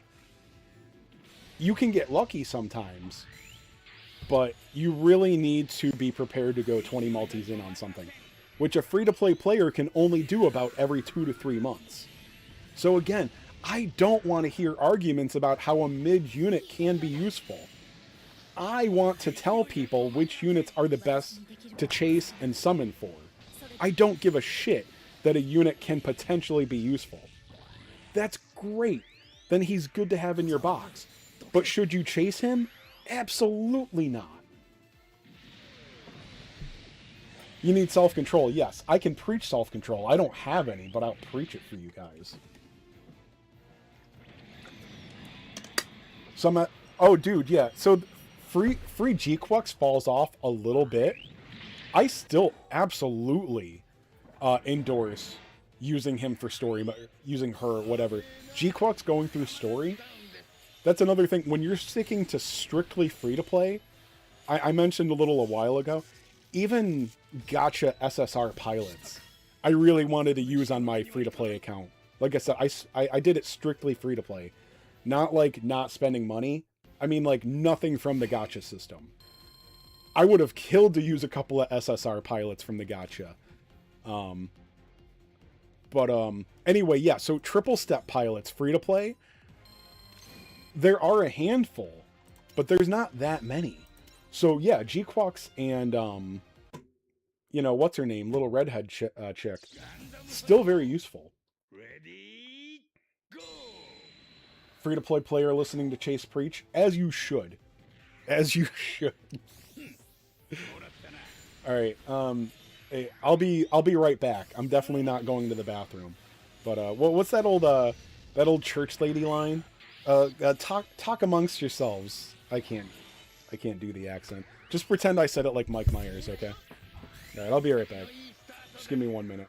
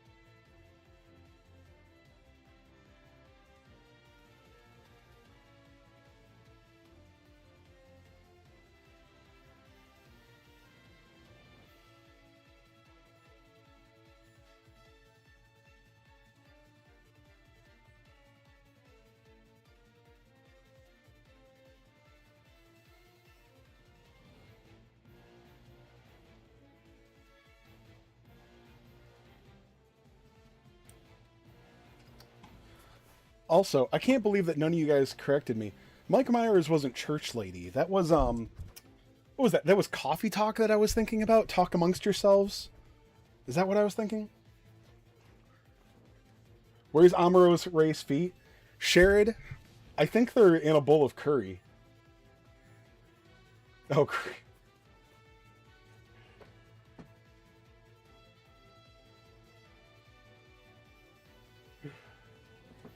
Oh, oh, by the way, you know what? For our newbie players here, and I think this is actually very interesting. This is something I want to check out myself. Free-to-play teams under free-to-play supporters. Oh, here's just another thing for you in general, new guy. Don't get hung up on supporters. It's nice to keep your team under one, but everybody has these SRs. And in fact, we just got a new SR. But there's a handful of SSRs that we get that are very useful. Shippin' Genrai, you just missed that one. I don't know what the free-to-play units are like on that one, but the gacha under Shippin' Genrai is mid. It's got a couple of strong units on it, but so do... There's so many better teams. Ugh. But what do we have for completely free-to-play that you can actually acquire? This guy still is in your gift box, I think. Aerial Use and Hathaway. You can make a very good strictly free-to-play team with this. And he goes up to 22%. You get at least one copy of Drennan Masai. So he's a gacha unit that you get one copy of from the panel missions. For some reason, most series in this game are very specific. For example, there's Gundam Seed and then the Gundam Seed Destiny. Those are two different series, and unless a unit is in both series, they will only be on one. So like, the Freedom, for example, I guess the Freedom is in Destiny. He'll be there, but like, what is his name? Destiny Gundam or Providence Gundam? Yeah, Providence Gundam. The big bad guy from the end of Seed. He's not in Destiny. Strike Freedom is only... Wait, no. I can't remember which one Strike Freedom. Dude, Seed, I'm not a... I'm not a kid. I didn't watch Seed that much. I hate the Seed suits. Anyway, they're very specific. Mobile Suit Gundam series tag, for some reason, is half of the Universal Century.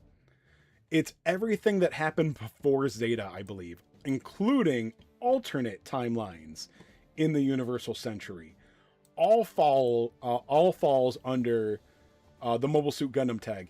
Even units that have their own series tags. So Stardust, for example, 0083, has a series tag. But it's also in the G Gundam. I always want to say G Gundam because of the big G.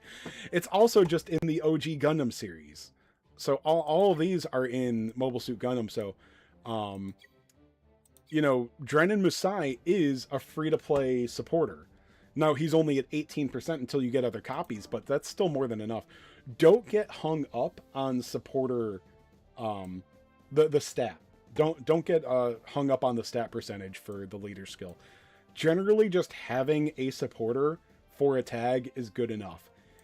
It's a little disappointing if you have to go down to the SR leaders because they only do 14%.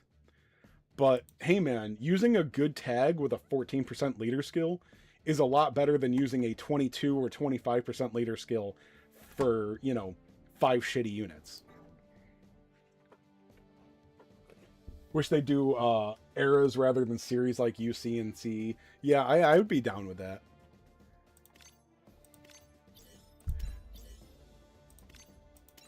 So this guy's only an SR, but he's got a very useful tag. I can't remember what it is now. What is it, Tenacious or something? Yeah, Tenacious and EFSF. So EFSF is Universal Century. It's like all the good guys from the Universal Century. I don't think it's the entire Universal Century, but it's a lot of it. So that's a pretty big tag there. And then Tenacious is going to add in a bunch of stuff. And also, yeah, Tenacious doesn't really... There's very little overlap with the Universal Century, at least in my box. You know, you got 2 of the unicorn suits, but like, I don't know about you guys. Like, in my head, I don't even think about unicorn stuff being Universal Century.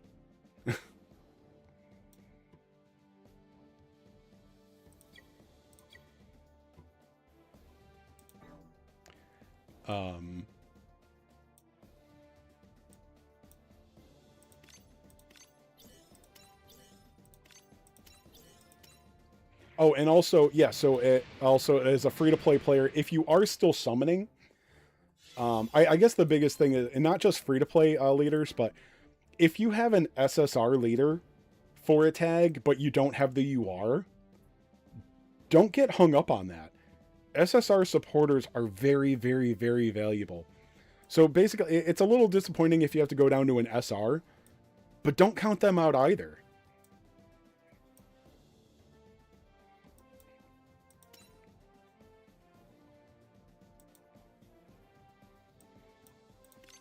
Alright, so he's maxed. She's been maxed. And what about IBO dude here? Where is he? Okay, he's maxed, yeah. Let me get rid of the garbage here. I'm already back up to 959 rare metals. Ugh.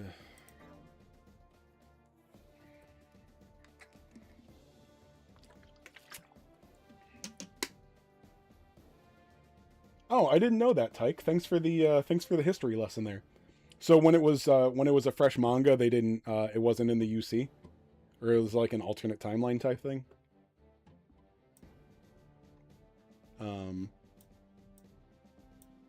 So what was the other? What's the other supporter we just got? Is it this guy that I'm thinking about, or did we get another one after him?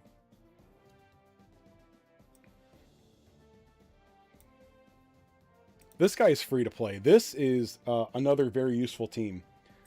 This is what I use to go through free to play. When I did my free to play account, and this guy's in. This is not a good unit, but he's in Fierce Enemy Assault, so I was able to get him like fully limit broken. He was the most recent unit, so that made him very easy to max limit break. Epion is an option, but he's not very good. That's SSR Epion. What else did I use? Hyaku Shiki, also from the Changemaker event, so he's very easy to max limit break. He was also pretty darn good. Then you've got Hyaku Shiki from the main story. He's not amazing, but also he's just easy to farm. He's an attacker, and he's a commander type, so I used him. This dude, oh, you can't get him right now, can you? Yeah, his event is gone, but Goof was amazing. Yeah. Oh, yeah, dude, that's contradictory, and what do you call it when you rewrite things? But yeah, Unicorn was full of that, basically.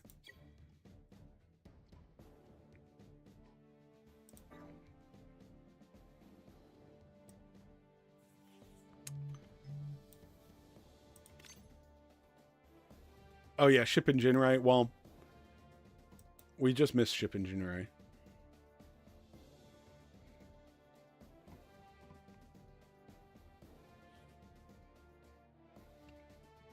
SSR. Oh, the unit. It looks like it's fine.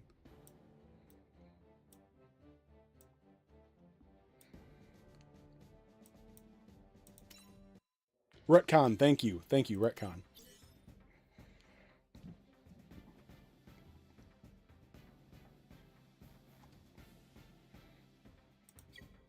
Did I do the character request? Oh, I still got to do Jonah. Oh, by the way, new guy, I don't know how new you are, but when the character requests ask for an upgrade, that actually just means using a level up material. and not even getting an entire level. When it says upgrade a unit twice, you just need to use any 2 unit experience data things on it. So it's very poor wording here. 手を届か The novel and the anime both have entirely different endings. Yeah, I believe that.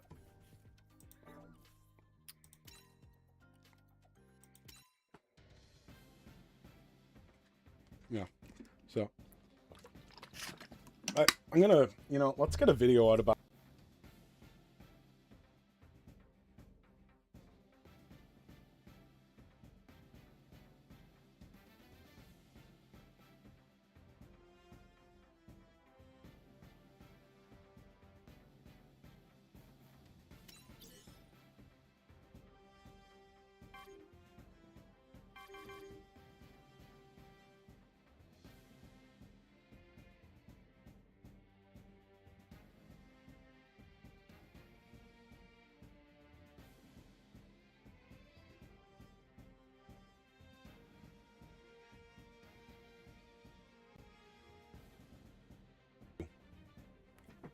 Thank you.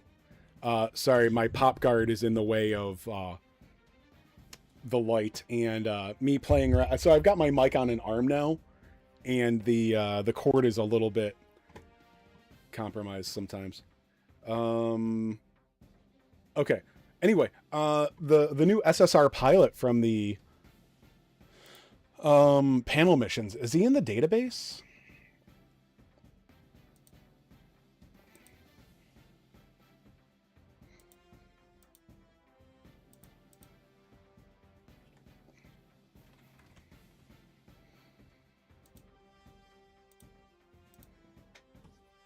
Okay, I have no idea what this dude does. It's a dude, right? Ooh, those are shit stats. This is an attack pilot? Oh, wait. Okay. They're still mid. Okay. Well, no, I mean, 731's okay for an SSR, I guess. What's it do? Range boost and MP up. Okay. Oh. Actually, okay. This is a... Oh, is he... Oh, he's a triple step. Okay. This is a valuable pilot. He's ranged. His melee stat is usable. 620 is not good. It's not unusable either, though. So he's a ranged pilot that starts with 6 MP, has an MP up skill. By the way, when you're talking about free-to-play pilots, MP up is a lot more useful than you might think at first, because some of the best free-to-play units, their weapon skills, their weapons, some of their really good weapons have MP requirements, like you have to be at like 10 or 12 MP or something like that. So being able to use those like turn 1 is actually really valuable. So he starts with 6 MP, and then you can get up to 11 MP by just using 3 SP. That's actually really valuable. It's not always valuable, but it does add a lot. And then he's triple step, which for going through story and stuff is amazing. So it is for Gundam narrative units. Okay. And then he's got increased damage by 15%. So this is just a vanilla AF triple attack pilot. And that's awesome. This is very useful. In fact, all right, so let's go...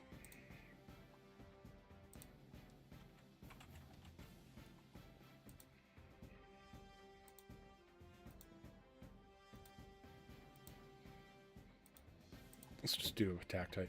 All right, so they gave us a... this is the one that everybody's talking about, right? This is a development unit, brand new one, right? And then, what, Apex? I don't know what that dude is. Is that the... I don't know where he's from. Didn't I want one of those earlier? Yeah, it looks like he's a better pilot than Jonah, maybe. I don't know if Jonah's a bad pilot or not. Jonah's probably a decent pilot, but I don't want to go into that. Let's just go ahead and look at it SP'd.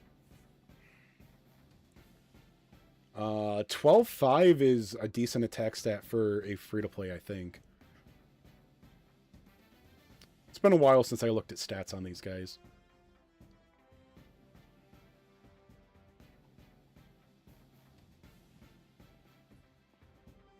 It looks like it's a decent SSP weapon.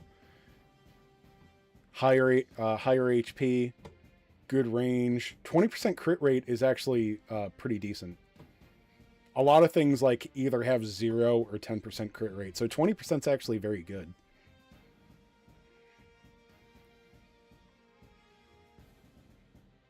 Increased accuracy is nice on the SSP. Okay, I don't know what Psycho Frame attack... Is Psycho Frame just that 2x3? Is that the 6 square attack? It's a decent power, though. 5,000... Or, sorry, 4,080.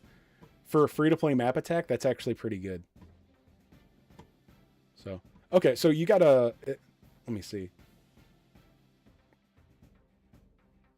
Alright, special... Yeah, so it looks like... yeah, that dude piloted the Phoenix in the anime or whatever, right? So yeah, this free-to-play pilot is going to be great on this guy. And this is the new big dick, like, awesome unit to SSP, right? I've heard very good things about this unit. So we've got a pilot crafted just for it, basically. That's really nice. And then what the hell is this Apex thing?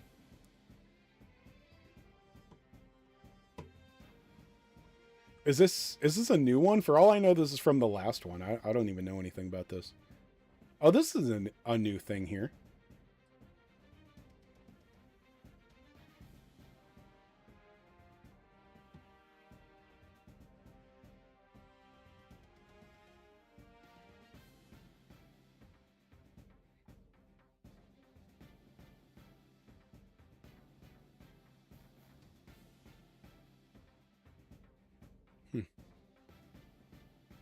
I don't know anything about this this section here. This best pilot. I've never noticed this. That's brand new, I'm pretty sure.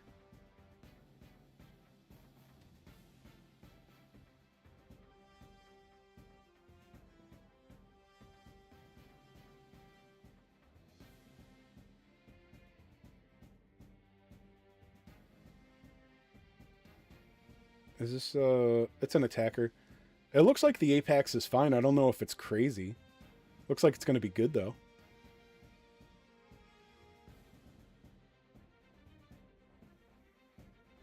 Oh, I remember the Apex is, yeah, the OG UR Jonah.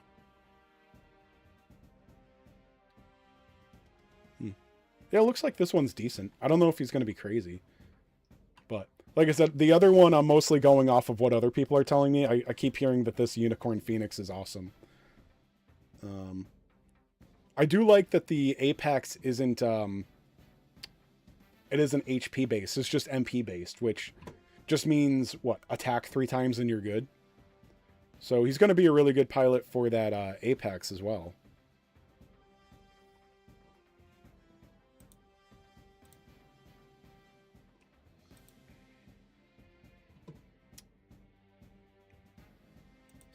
All right.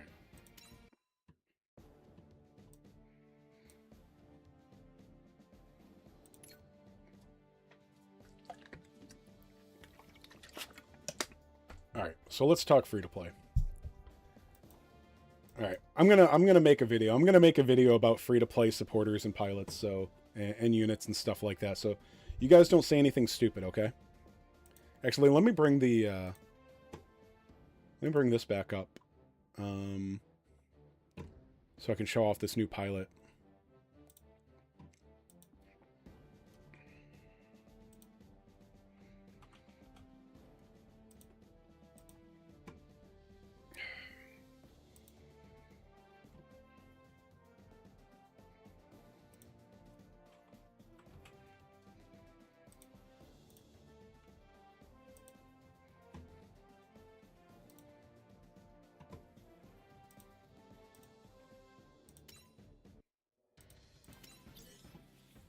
So it's just showing me. I thought that we got another supporter, but it's just the SR one.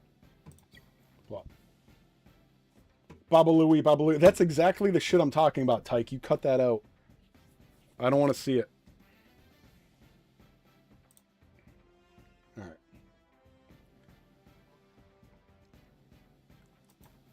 What's up, YouTube? Thanks for tuning back into Chase Games. And today, we are going to talk about how it has never been a better time to be a free-to-play player than right now. I'm pretty unhappy with recent gacha units. I know I've mostly kept that to myself, but some of you guys have picked up on it. I still haven't lost my my sarcasm. Anyway, yeah, the gacha units are mid at best lately, but, bro, the free-to-play is awesome. We're getting really good free-to-play stuff. So I want to talk about not just the free-to-play supporters that we've gotten recently. Not just the... I told chat not to say anything stupid. Hi, YouTube. I wanted to give them shit, but no, that's just friendly. Anyway, we got really good free-to-play stuff right now. Apparently the SSR Phoenix is a very good unit to SSP convert. I haven't gotten to test it myself yet. The 00 Riser that we got about a month ago is super strong. I've seen that for myself. I also haven't farmed that one. I've been lazy. But also just, so about 2 months ago, I was on a new account that I did strictly free to play. And I don't mean like not buying diamonds. I mean, I didn't use anything from the gacha unit or from the gacha system. And it made advancing a lot more interesting. So I do like focusing on free-to-play only units. So by the way, if you guys are ever looking like, if you're obsessed with this game, but you're getting kind of bored, you don't have anything to do, bro, roll a free-to-play account. Like, no gacha, no summons, play with what you got. I didn't even use like my retry ticket or anything like that. Believe me, I would have killed for a triple step pilot or something like that from the gacha. I would have killed to have SSR units, SSR pilots on that free to play account. But going through with what you have is really interesting too. So we got some pretty good stuff the other night. We have a new SR supporter who they do max out at 14%, but don't overestimate the value of 5 very good units at a lower leader skill. I mean, I think all of us have gone through with usually alternative. Using the alternative leader at 14% still kicks a lot of ass. Okay. So last night or the night before or whatever, whenever this stuff came out, we've got an EFSF unit, so that's basically the good guys in the Universal Century, combined with Tenacious as an SR leader through the panel missions right now. So we can see there's a bunch of stuff here. This guy is a little less valuable than some of the other things I'm going to talk about today, I think. He's going to have a lot of the good stuff is going to overlap with Dren and Masai. And then he also has the Tenacious stuff too. So I know there's going to be some good... Well, you know what can I do here? I forget. You can go right here and you can sort development and other only, which is basically fierce enemy assault and stuff that you get from panel missions and stuff. So we're seeing, you've got the Phoenix from... he is Phoenix, right? Yeah, Phoenix spelled properly from the shop. We got some wing units here under Tenacious. This Defender Phoenix. There's some good stuff here. And then the EFSF, obviously. Anyway, so that's a 14%. What did we get from... Oh, we just not... So if you're starting like today after this video comes out, it's too late for you to get this. But we've got a free-to-play Shippage Jinrai leader that is at 22%. So what do we have here? We've got the 00 Riser Final Battle type. I haven't farmed it myself, but I've heard this thing hits very hard. Oh, Here's one, the Gundam Dynamis. Dynamis, however you say it. This is something that, again, so if you have this, if you've got this supporter, you should have the Dynamis. Dynamis? I'm going to say it wrong every time. I don't know how you say it properly. Dynamis? The Dynamite. The Gundam Dynamite. Looked like it was doing pretty solid damage. Let me see. Also, Gundam Exia. It basically came with a triple step free-to-play pilot. So there's some very good, I didn't really look at it. There's some very good free-to-play options with Ship It Jinrai. In fact, the free-to-play account that I mentioned earlier, this Elysius, this dude is amazing. It's a support unit, and you get a free-to-play pilot in your box for it, the Hathaway. So he's a double supporter. When you're staying strictly free-to-play, double support pilots, not too common. That's one of the things I would have killed to use a couple of SSR gotcha pilots for some of my units. So double support, triple step, double defender free-to-play stuff. The ones that are there are series dependent. So I got a lot of mileage out of this on my free-to-play account. But he is a good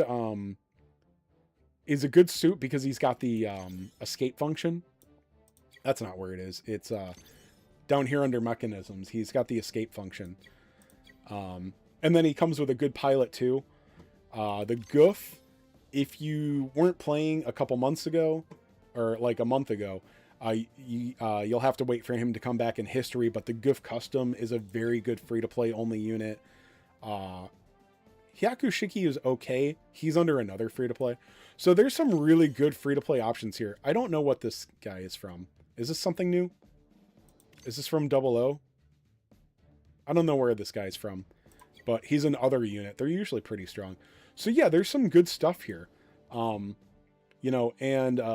This is something that you could SSP convert, the 00 Riser, final battle type. You'll get a lot of mileage out of that.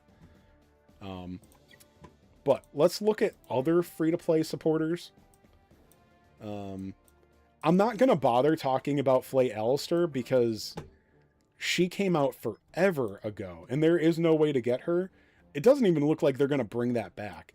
So the same for Tough as Nails with Dr. J. But this one, I think it's only another month. Everyone can get this right now. This is the leader that I used on my free-to-play account. This is, again, so the free-to-play SSRs max out at 22% leader skill instead of 26. It doesn't matter. So, and this one restores energy instead of HP, unfortunately, but, it's a free-to-play leader. Like, don't look the gift horse in the mouth or whatever. So this is Commander type and Hathaway. So this is still filtered to non-gacha stuff. I remember I was using whatever the heck this guy is called, the Ziphos.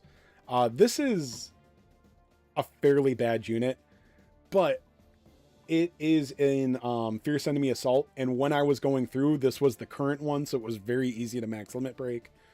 Let me see. We've got the Defender Shiranui Akatsuki. The Shiranui Akatsuki. I don't know what that's from. It looks like a new one, right? Is it new? I don't know. Guys, I'm so mid. I'm so casual. The Penelope is an okay attacker. This is off the Hathaway side. But what is good? Okay, so this Hyakushiki is a supporter. It's not necessarily super special. It's got a map attack, but it's only a straight line. You'll get limited use out of it. But the reason this guy's noteworthy is because it goes under the command. So it's the commander. So it's under this leader skill, obviously. And also you can max limit break it very easily through the Changemakers event. Early on, getting through story as free to play, anything that you can max limit break easily that falls under an SSR leader that you actually have is valuable. So I also actually got a lot of use out of this Hyakushiki. This is just from the development map for Zeta. I got a lot of use out of this one too. It's really nothing special. as an attack pilot, but it is very good. Again, this under the commander tag, you also have the gift custom, but unless you started a couple months ago, that you don't have it. There's an ultimate development unit here, but two of them actually. But let me see. Any other gold? Mike Hallis Season 2. I don't know if that thing's any good. But really just anything that you can farm and max limit break under a free-to-play leader skill is going to be valuable. Oh, this one I got a lot of mileage out of. G Gundam also has a pilot pretty much just for it. GG. GG is a double defender that actually has an increased accuracy and evasion skill that we all get for free. She'll at least be in your box for another month or two, I think, as a new player.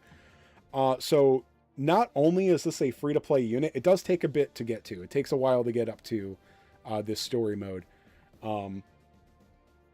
But it basically has a pilot designed just for it, and it is a good suit as well.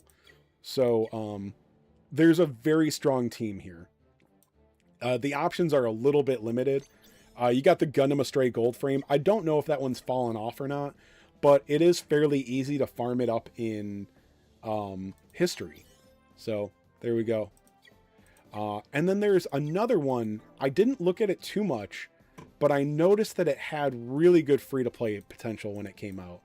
And this is another one that everybody is just going to get in their box for at least the next month or two. Where's Cat Dude? Yeah, Brinks. Brinks, Wedge, and Fortune.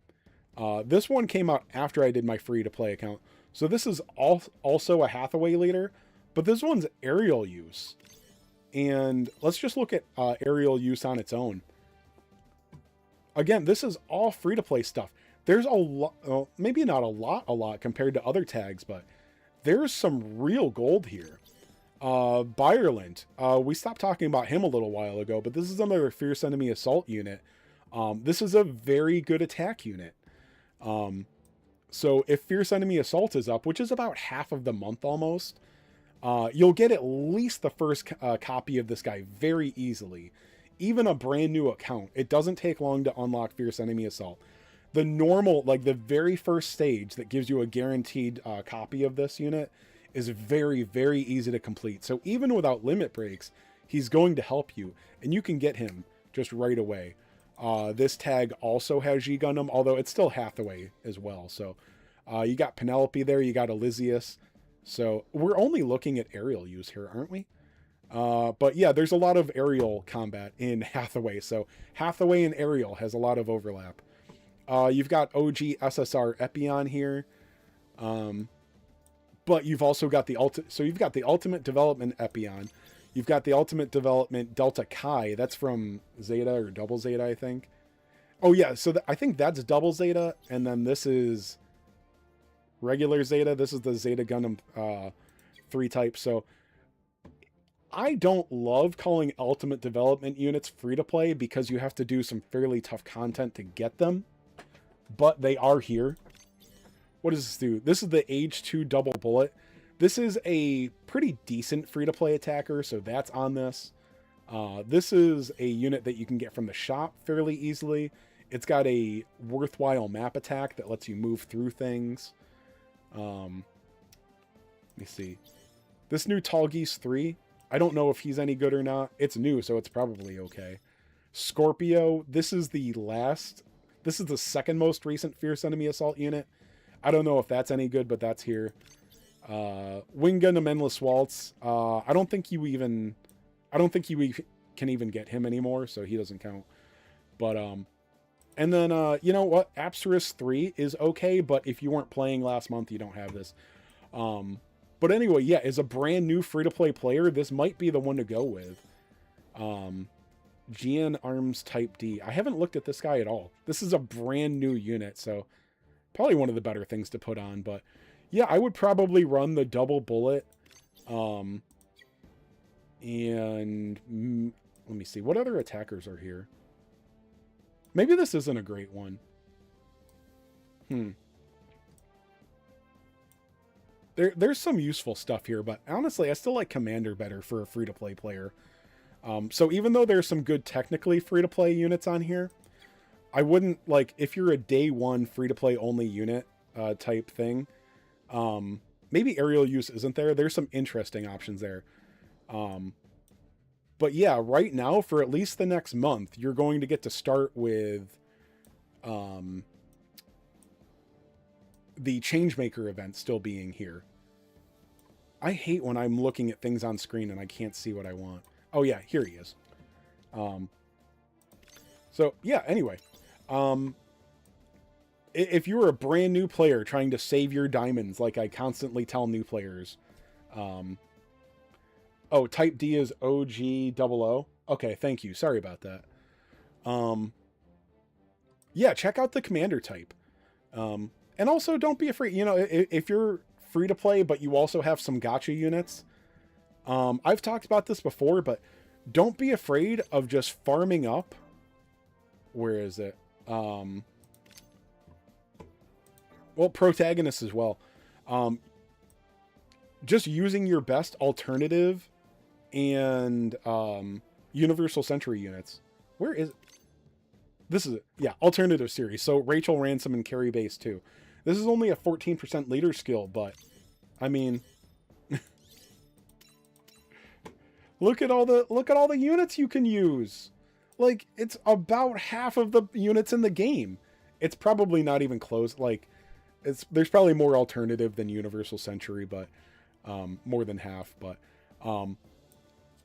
everything that isn't Universal Century is an alternative. So it's only a 14% leader skill, but if you're talking about free-to-play SSR leaders, it's only an 8% difference. It doesn't matter that much. So don't be afraid to play through with alternative.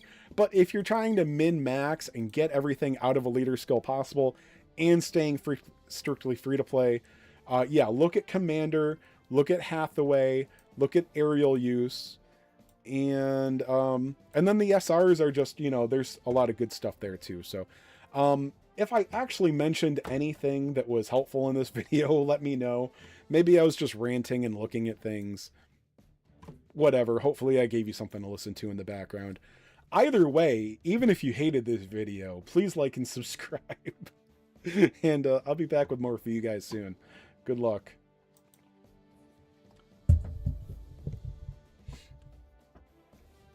Alright. What's up, Superman? You Are Phoenix totally sucks. I'm so glad you put that in my video, because I seem to be the only one going as hard on Phoenix as I think he deserves.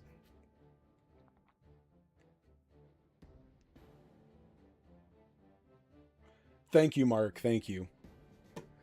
I just like talking. That's it. I don't think I had any real useful information in that video, but it was fun to talk at you guys for 20 minutes. All right.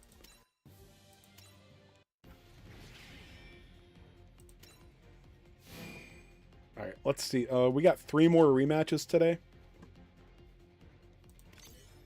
Let's get those out of the way.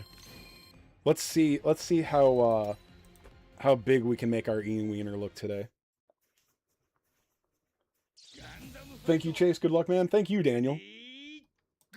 I'm not ending the stream. That was just for a recording.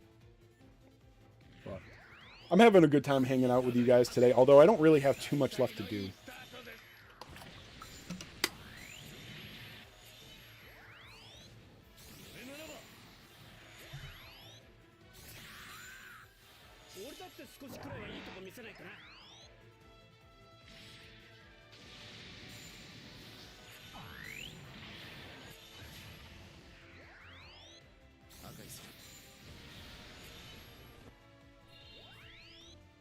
I just got an alert that the Death Scythe pop went on sale on Amazon.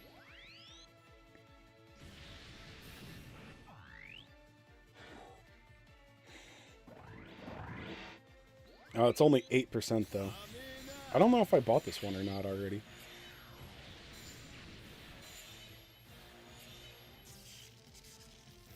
By the way, I don't really get too much into pops, but I mean, if they put out Gundam Wing ones, I'm gonna get them.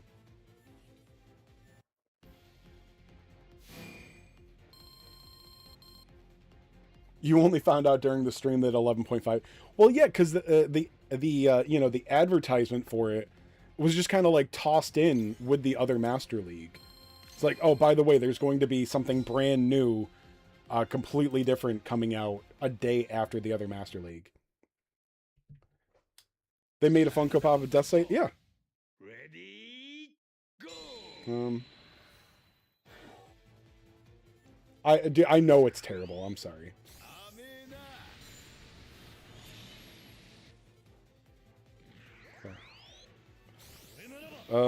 But yeah, it's like 1375. So I know I'm pretty sure I've got Epion and Wing already. You can buy all three together for 50, which is not a deal. I thought I bought it already.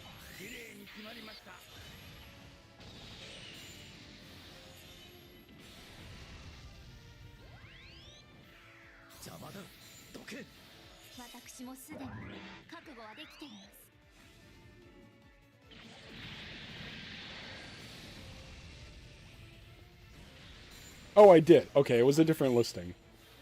I purchased that July 2025. As well as Epion. Oh, and I got the big RX-78 too. It's the Zaku 2 that I'm waiting for to go on sale. Like I said, I don't get too invested in these pops. I buy them on sale. So like if I see a pop that I like for like $8 to $10, alright, I'll do it. The only things that I'll buy for like retail pop-wise is the Power Ranger stuff. Power Ranger is my poison.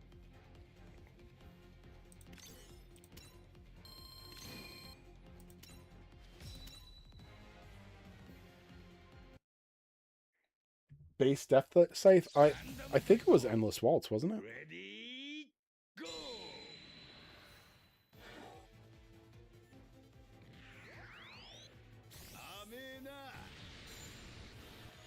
Oh no, maybe it was regular. No, it looks like it was a regular one, yeah.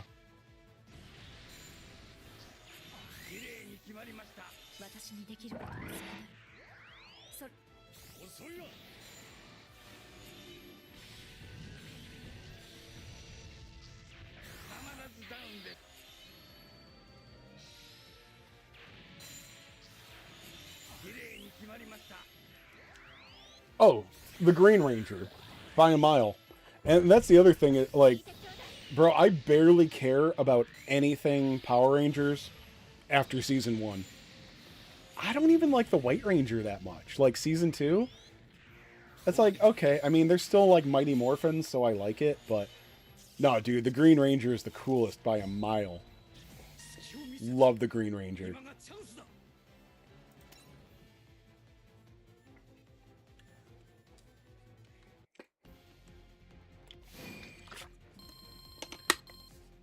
But yeah, it's funny because like I'll be on a couple of like the collectors pages for Power Ranger stuff on Facebook, and it's funny. I have all of this Season 1 like Mighty Morphin Power Ranger stuff, but when people talk about like later series for Power Ranger stuff, I'm like, look at these fucking nerds. What the fuck is this Ninja Storm childish bullshit? Fucking nerds, bro. Dino Fury, what? Why don't you fucking talk to a girl, bro? Meanwhile, I'm looking at like 1994 like vintage Power Ranger listings on Mercari. Like, oh, there's a bathroom kit for my, that's like OG 1994 like crap. That one's oddly specific because that's literally like a listing I saw last night on Mercari. I'm like, sometimes I just doom scroll Mercari instead of Facebook. And it was a bathroom kit that was like $20. I've never seen it. I was like, this is completely worthless. Do I want it though? Maybe I'll never see another one again. I might never see another one. You kind of like the Black Ranger and the Toad, yeah. Apparently do you remember the part where they're lining up and they're getting assigned their ninja animals, and The hot chick. Anyway, Johnny Young Bosch. That was Adam, the Black Ranger. By the way, if you don't know this, the guy that played Adam, season 2, the Frog Ranger, his name is Johnny Young Bosch. Guys, if you're not aware, Johnny Young Bosch, his voice character, he's the voice actor for like half of your favorite characters. No, I'm not exaggerating. That dude is one of the biggest voice actors in all of English anime. I guarantee you have seen or like watched stuff where he is the voice actor for like half the time he's the main character. He's a gigantic voice actor. And he's just like he's the second Black Ranger to me. Because I remember I went to an anime convention with my sister like a decade ago. I'm not a convention dude. And I found out that they had him there, and I was like almost going to get an autograph. And then I found out they were $50. And I'm like, bro, I'm not paying $50 for an autograph from the second Black Ranger. And then later I find out that he's voice acted like fucking everything. Narrow. Narrow from what? I can't recall. Dude, he's done so much. He's done video games. Well, he's Ichigo Kurosaki, from Bleach. That's Johnny Young Bosch. I'm trying to think of other things. He's done a lot, and he's been doing it for a long time as well. So, yeah, he's like literally one of the best voice actors out there. Oh, sorry, the tangent I went off on. The scene where they're assigning the Ninja Rangers, or she's like telling them what they are. Apparently they ad-libbed. Like, he wanted to, like, when they told me it was the frog, he was kind of disappointed. He said something about like being in a bad mood that day, so they kind of went with it. And then she gave him a kiss to like, like, oh, like a frog or like a prince that you kiss. So apparently that was like ad-libbed with the actors there, and then it worked, and it was like one of the more memorable scenes in the movie. I think it's fair to say. So, fun times. Sasori, the psycho puppet ninja from Naruto. Oh, that's right. Yeah. Oh, and that's I think they made him, dude. They made him Broly.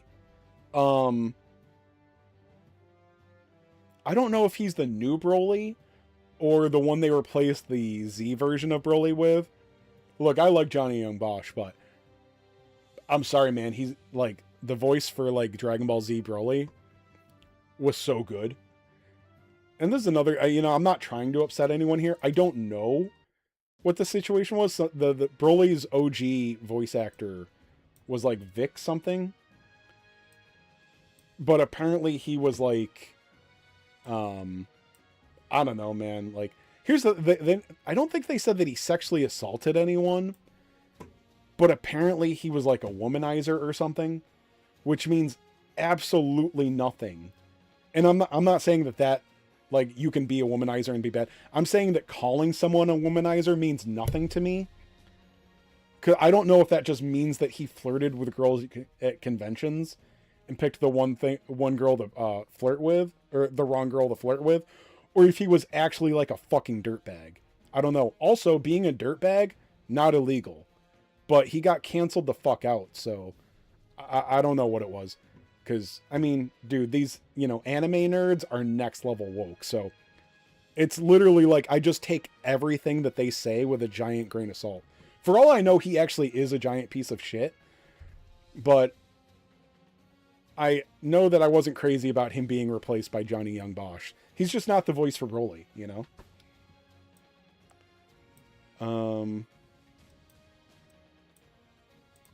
Which one of these stages drops 00?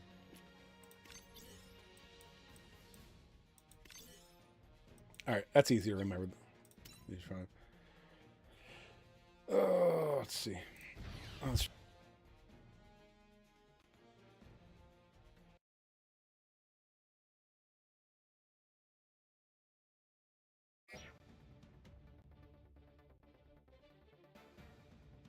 Muted there, but sorry, my cable. I've got a new cable, I just have to actually put it in.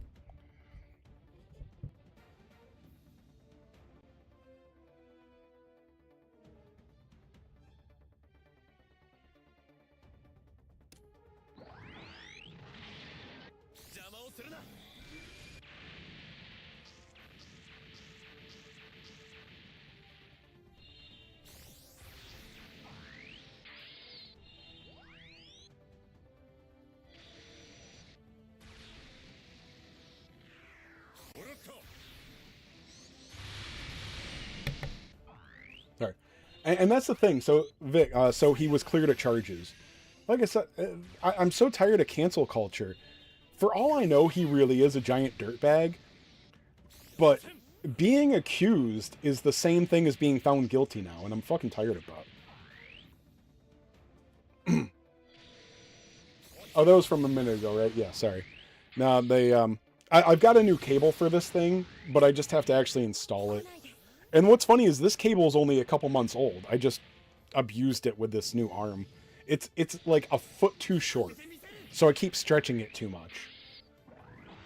But you can't, like, I think it's a 6-foot cable, and you can't buy like a 7-foot cable. So I think I've got a 10 or a 12 now. But I just have to actually plug it in, which now I probably don't even know where it is at this point.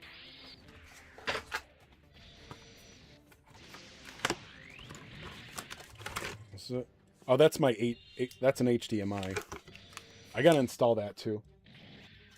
Like Bravely Default, I'd probably rather play that on my TV. I'm just too lazy to actually install the cable though. Yeah, and and what was he canceled for? Like, I don't know where I was cut off before. Was he just flirting with girls at conventions? Like, I don't know.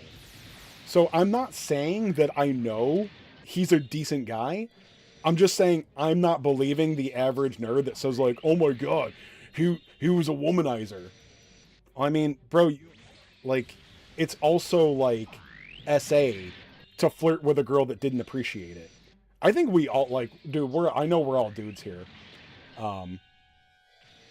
It's not an exaggeration that when Chad, like, you can say the exact same thing as a Chad says to a girl will love if Chad comes up and says like, hey, you're looking good in that outfit today. Oh my god, thank you, Chad. And then, you know, some nerd like me is like, hey, you look nice today. I like that dress. Oh my god! Oh my god! How could you... I've been assaulted. I'm assaulted. I'm at work right now, and you're sexually assaulting me. Oh my god. Meanwhile, you know, Chad can walk up, grab your ass, and go, hey, nice tits, Miranda. Oh my god. Oh my god, thank you. That was so nice of you to say.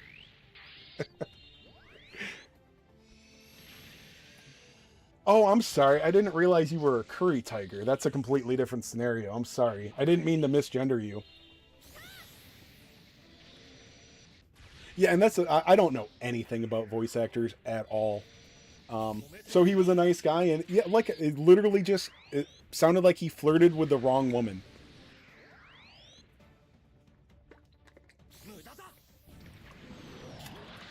Is turn A in this game? I am fairly certain there is... So there's no UR. But let's see. I'm looking up... I'm off screen right now. I'm off game.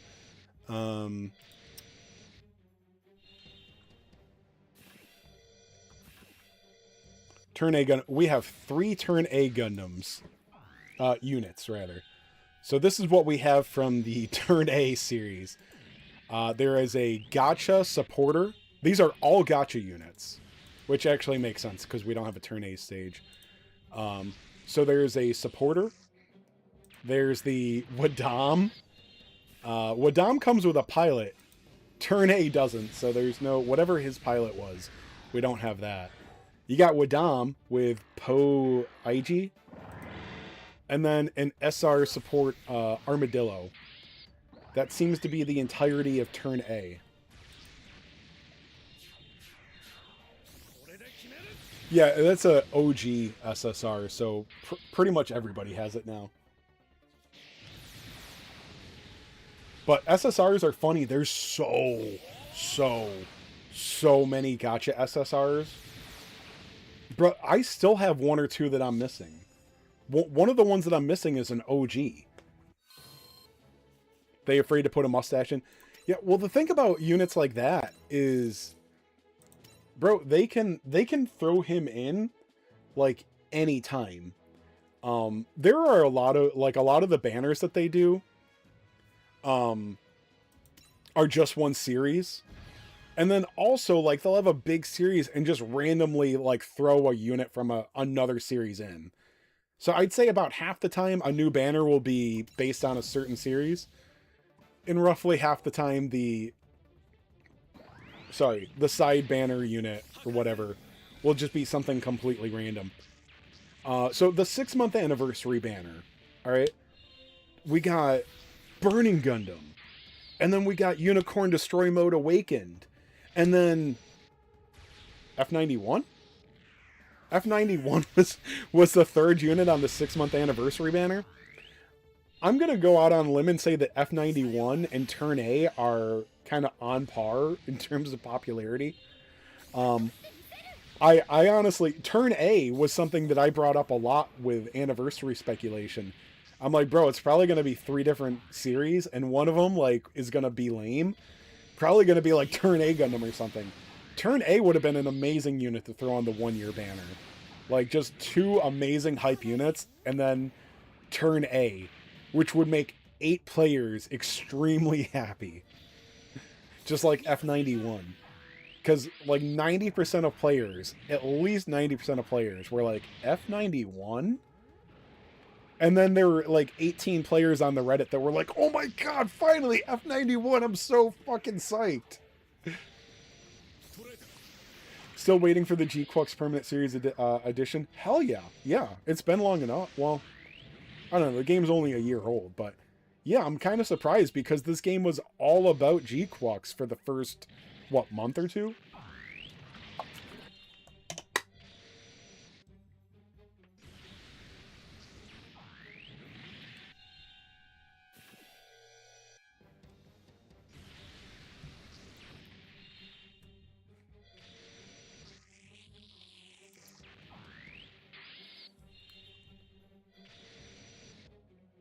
Did it smell like curry?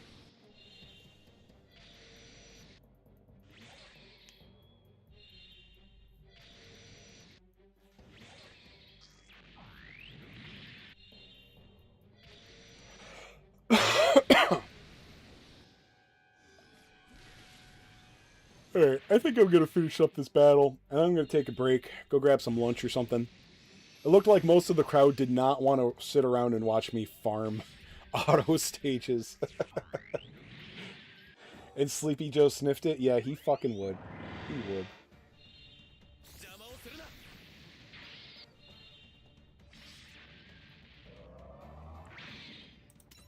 After Fierce Enemy Assault. Yeah, yeah, there was the... Well, they gave us the... Like, it's funny because they gave us a few free-to-play units. It's just that everything other than Red Gundam for the Fierce Enemy Assault and the one that we got at launch, G-Quux with Machu, everything else sucked. I don't know when the last one they handed out was, but there was the G-Quux with, like, the one with the shield. I think that one was a support. I don't know when they gave us that. It's just nobody paid attention because it sucked so bad. And then, oh yeah, dude, they kept giving us all those pilots and stuff. But they were all just ass. Yeah, I remember, like, none of them were worth a damn thing. Oh yeah, we got the 3 Tri-Stars. The black Tri-Stars. I think they're usable. You know, as far as, like, when they came out, like, at the launch of the game, free-to-play SSR pilots were valuable. But, I mean, there was nothing noteworthy about them.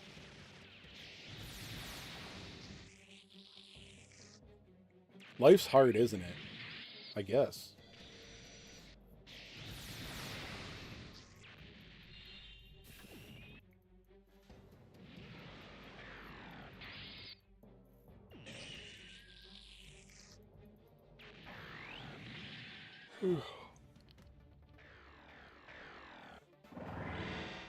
Oh, 00 Sleepy.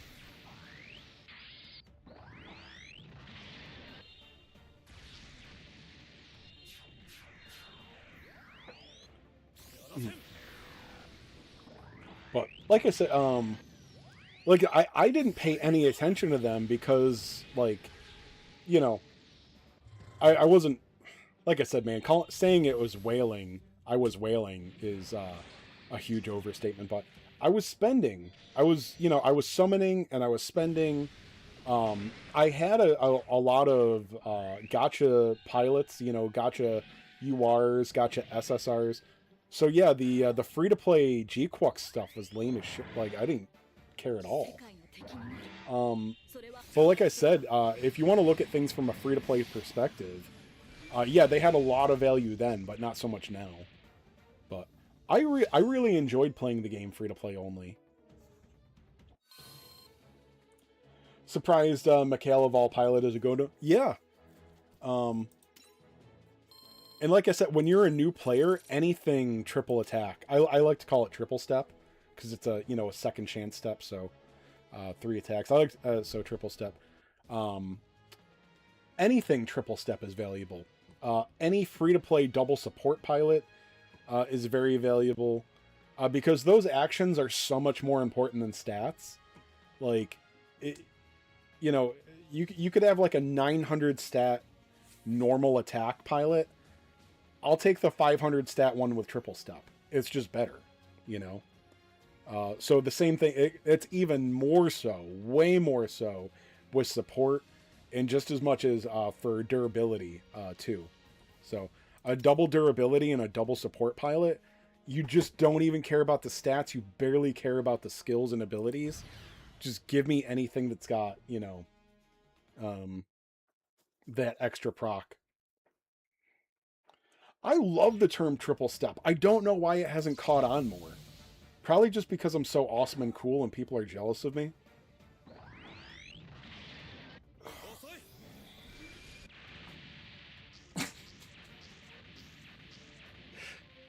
I say things with too deadpan of a face. Also, you know, I'm not just saying this. I swear to God. You guys are cool. Okay. The level of autism in the Dragon Quest Tact community was at least... Okay, this is a Gundam game. There's still plenty of autism in this community.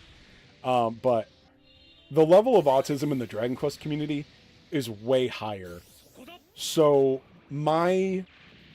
what do you call it? Like self-flatulation, like went over their head.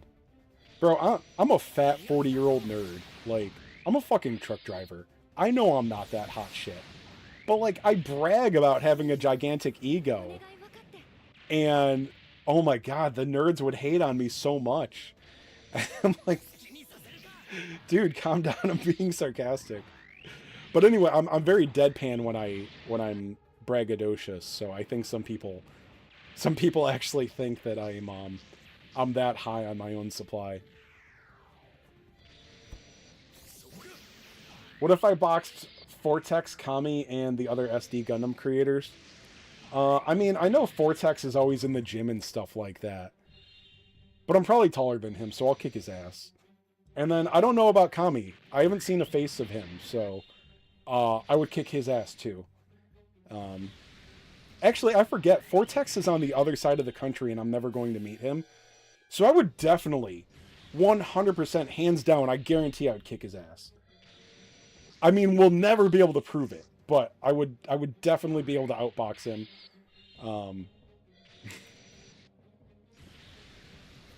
Sorry, man. People are going to run off and say that, like, Chase Games is going out. But Vortex is such a sweetheart. I love Vortex. He's so nice. He stops in, even though his channel's, like, 10 times bigger than mine. Get off your high Funsaiki? Never. I got high on my own supply, and I'm never getting off. Well, actually, I'm probably going to get off pretty soon. You're going to Vortex through the tattle? Shit, no, man. He practices Muay Thai. I don't know if he can afford a plane ticket to New York.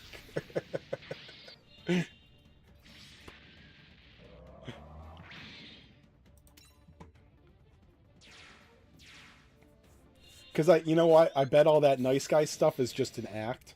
He's going to hear that I was talking shit, and he's just going to, like, you know, stampede across the country to beat the shit out of me. Chase Game said what? In front of all 7 people in his stream? I can't fucking let that ride. He rolls with your troll insanity. Yeah, I was telling you a couple weeks ago, like, when you first started commenting on my stuff, I'm like, this fucking troll. This fucking troll. I should just block his comments. And then after like a week, I was like, oh, wait a minute. He engages with every one of my videos. Sherrod is one of my favorites.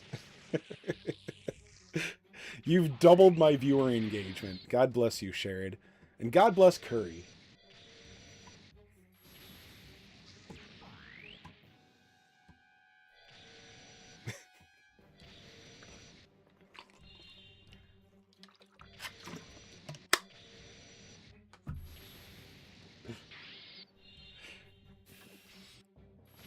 It's another huge flaw of mine is I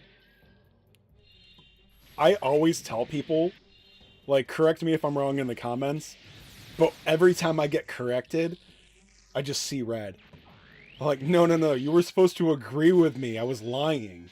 I don't want anyone ever correcting me on anything. Fuck you. So yeah, I was like, this guy's trolling me. Fuck him. I'm very petty. So remember, guys, I'm never actually genuine when I tell you guys to let me know if I'm wrong. It means tell me that I'm correct. That's what I'm really saying. Like Super Saiyan God Goku? Exactly like Super Saiyan God Goku.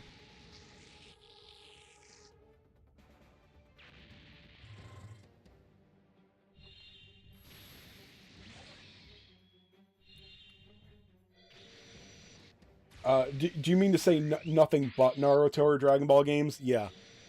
And I remember I tried one of the Naruto games ages ago. Some of the Naruto games are decent. The Dragon Ball Z games are pretty good, but bro, I'm too old for new games now. Sparking, Dragon Ball Sparking Zero. Dude, I bought that like day one. I paid full retail for it. I think I bought the deluxe edition. Played it for like an hour. It was hard, man. I couldn't get the controls. That game has a learning curve to it. I'm used to like Xenoverse, where like literally you can go in and just like, maybe not button mash, but the controls are very simple. Xenoverse, or not Xenoverse, Sparking. Bro, you better know like all of the defensive controls to get through fucking story.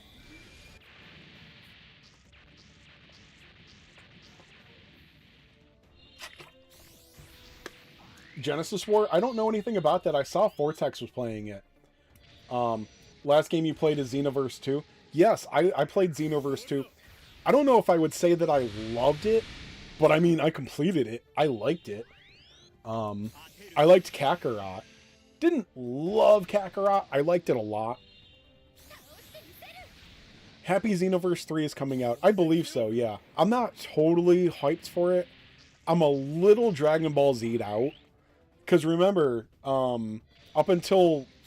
basically up until this game came out and a little bit after, I was playing Dragon Ball Z Dokkan Battle every day, so I was obsessed with Dragon Ball Z. Dragon Ball. It's all Z to me. Super is meh.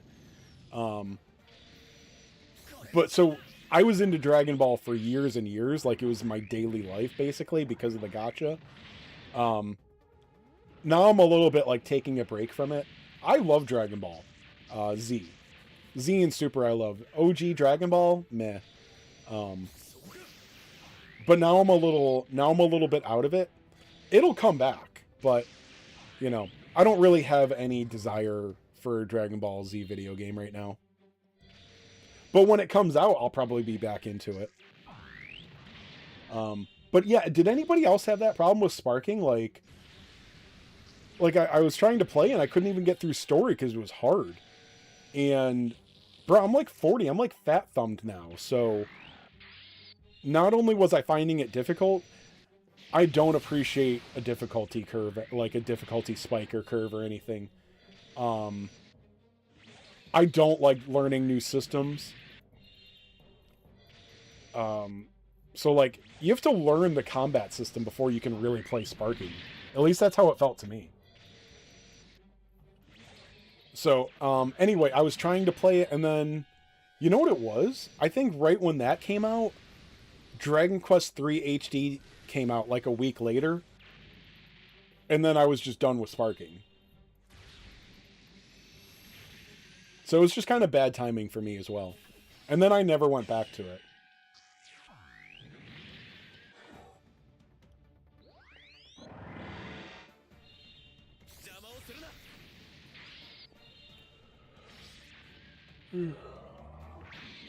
Did I even get a copy of this thing yet? This is what I was saying before, like, it could take me like an hour or like a week to get all the drops I need for this 00 Riser.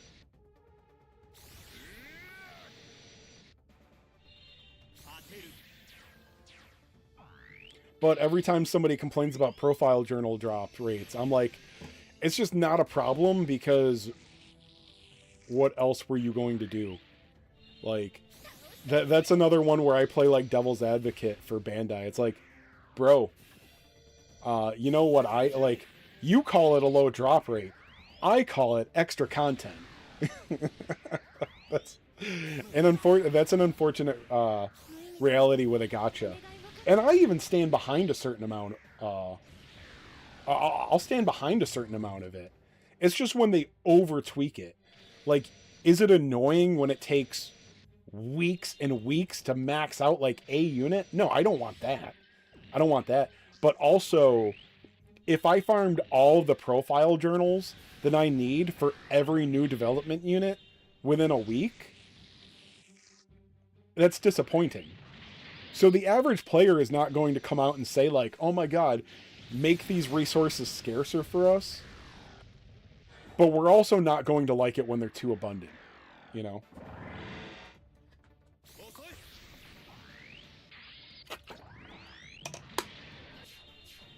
It's 00 Curry Riser. I'm sorry, Ganesh. I'm sorry. I mess up sometimes. Really, Jay? I got all the units for development map. I mean, only need narratives map, and I got everything. I could have completed all of this. Though I was going on a little bit before. Most of the last month, I've been playing Slay the Spire 2 and Bravely Default. As well as just being severely disappointed with everything that happened like after the 15th with the anniversary in-game. So my desire to like sit down and farm stuff has been non-existent mostly. So yeah, like I said, this is the first main story edition in a long time. Yeah, I haven't even gotten one yet. Where I didn't sit down and manually grind these stages out and stuff like that.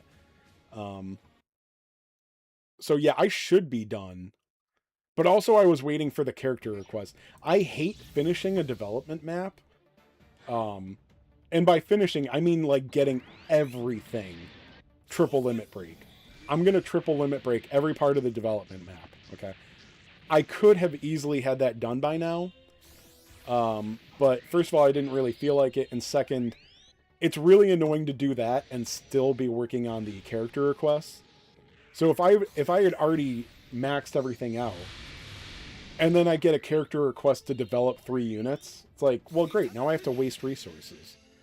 But if I get those character requests while I'm still working on the map, okay, let's just go make a limit break of something that I need. Awesome. So I just haven't been in a rush. Unfortunately, I didn't pay attention to things like, you know, farming the profile journals for 00 Riser, and now it's a month later, and it's like, shit, I wish I had this.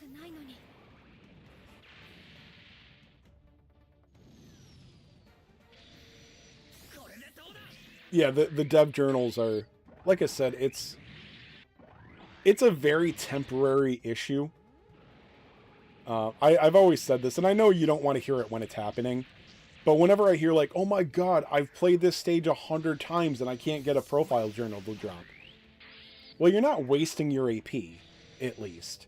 So, you know, it's taking you longer to get what you want, but you're going to get to the finish line, and your opportunity cost for farming in this game is not exact. I guess that's the proper way to put it. There is no opportunity cost for farming. So that's the good thing. It's strictly patience. Yeah, well, and I only do that stuff to advance the character requests. I don't know if you've noticed that while I'm doing it on stream. If a character isn't fully, like, you know, obviously if they're not rank 6, or if their rank 6 bar isn't leveled up, I will do everything that I need to.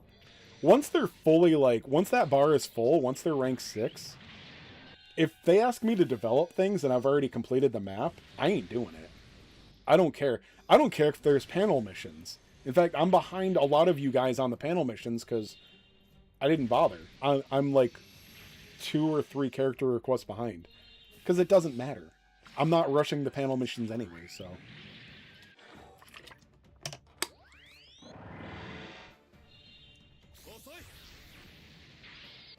Good to know that that pilot's going to be worthwhile, though. At least for free-to-play.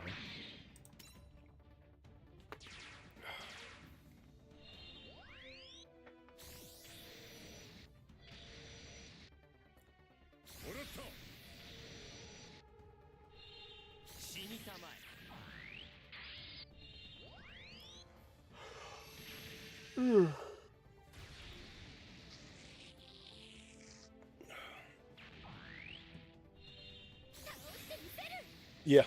Well, I'm upset that I've got... the wing units are still all... So they're rank 6, but I don't have the bar filled. And now it's going to... And I was literally skipping everything but them. Even skipping the easy character request. Bro, I hate skipping the ones that are like 5,000 currency, because that's so easy. Click, click, click, done with a character request. But I just want to get those bars filled on rank 6, even though it doesn't really matter that much. But now it's going to take ages to get back to them, because now there's 3 new characters. And that I'm going to get literally every single reset, so... You're in the same boat? Yeah.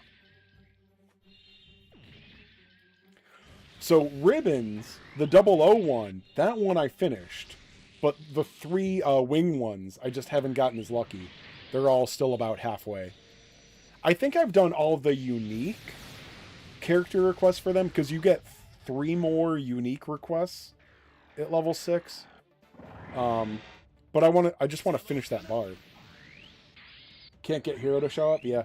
I think Wu Fei is the lowest one for me. Wu Fei might only have 2 of his character requests completed at rank 6.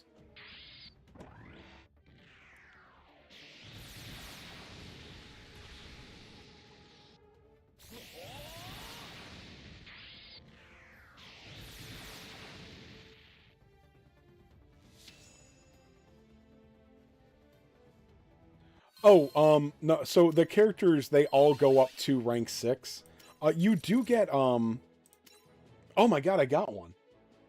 I got 2. So, really, you know what? Screw whoever pointed this out to me. Like, oh, why don't you just use the SSR limit break materials on them? I don't want to do that, but I might use it for the 3rd one. For Double O Riser, just because it's going to take forever in a day to farm. So if I get one more drop, I might go ahead and limit break them. Anyway, all right, so we'll take Amuro for example here. What do you get? The special request. When you complete rank 5, you get a 8% attack item equipment. And then rank 6. No, so there's nothing special. Once you complete rank 5, they go to rank 6. You'll have these 4 new requests, which repeat but have first-time rewards. The first-time rewards really aren't special, though. And then these will be the ones that repeat every time. So, once you've done each of these new requests at rank 6 once, You'll just get one of these 4 every time. And then the first clear rewards are not special. Like, they don't matter. Here, this guy's brand new. So, let me see. That's useless. That's useless. That's, a little. So, when I complete rank 4, he'll give me this 7% equipment. And then rank 5, that's the last important one. So when I completely fill up the bar for rank 5, he'll give me the 1 special request. And for him, for example, he'll give me an 8% defense equipment. This chick will give me HP. And then Jonah will give me attack. That's what I figured. For, Psychomu tags. Okay. So that is the, other than daily missions and the weekly, the whole bar to fill up here to get the, you get 350 diamonds a week, the 20 badges and the 20 chips, whatever they're called. That's the only thing. As far as actually filling up the bar, though, it's just those equipment, and they're one time only. So the rewards for doing the character requests, they're not really exciting.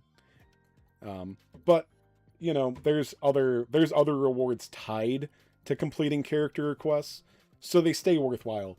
But as far as the ones that are develop, if I don't need to do a develop X amount of characters for a thing, or if they want me to develop something that doesn't drop from a gacha, doesn't drop from a stage, I just don't do it.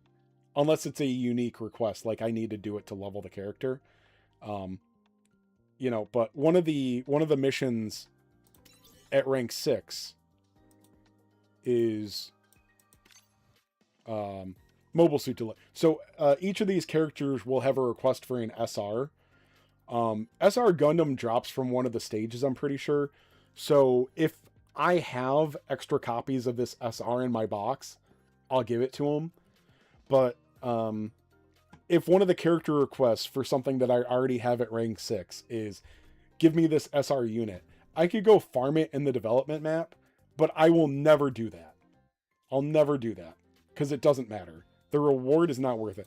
The reward for it is 10 silver character upgrade data. As a new player, you appreciate pilot data still. It won't take you that long to not care about pilot data.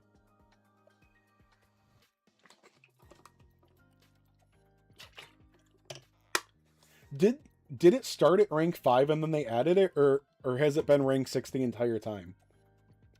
Because yeah, I keep thinking the same thing. Like, what an easy expansion of content. Like, what an easy update. Like, the 1 year anniversary. The 1 year anniversary did not have enough content. How fucking easy would it be to add character rank 7? So easy. Like, there's so many easy wins they could have played for the first anniversary, and they just did nothing. You got it? Good. Because I have a tendency to over-explain and go on tangents. So, by the way, Mark, are you in the Discord? I don't... Look, man, I don't care about growing the Discord, but you being a new player, and if you have questions, you should join the Discord. There's a lot of people there. Oh, sorry, Mark, I'm about to log, but how long have you been playing? Did you start with a ZZ reroll account? Or did you do a proper reroll? I can't believe I didn't grill you about this earlier. I meant to, and then I forgot.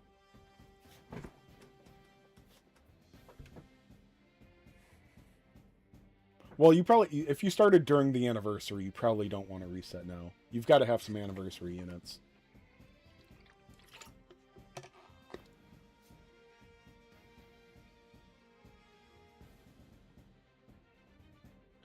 Oh, okay. I missed that.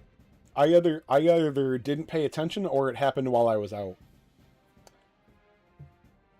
I took about 2 months off from the game because I got pissed off. you re-rolled and just got what you want. You sound like you know what you're doing. Like I said, you have gacha experience. You might want to post your box in the Discord and get some advice. You might be better off either doing a better reroll, or depending on your money situation, you can go and get... I don't usually do this on stream. Let me just show you.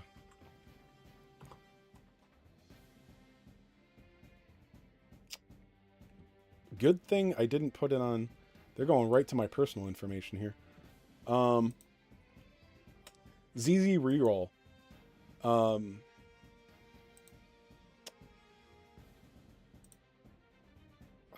Where's the main site?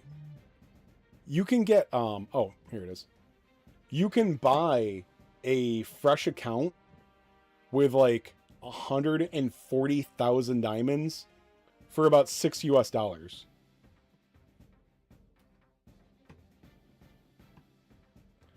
No, it was right before that. I came back for the half-year anniversary. But yeah, after... Well, dude, the content drop for the first... I played for 3 months.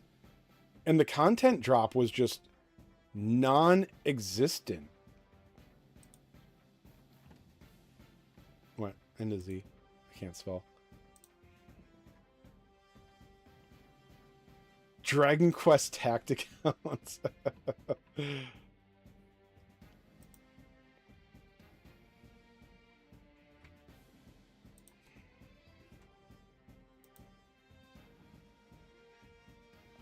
What is top tier Gundam for this month? Unfortunately, it's just what you can get on the banner right now, which is Phoenix and Banshee Norn. Banshee Norn is the prize. Honestly, it's... I'm not going to say like it's the worst time to start ever, but the banner... It's not a good banner right now. And it hurts more because the 1 year anniversary just ended. It's so hard to give advice to new players right after the 1 year. Because it's like, oh, well, sorry, the correct answer is you should have started 2 weeks ago.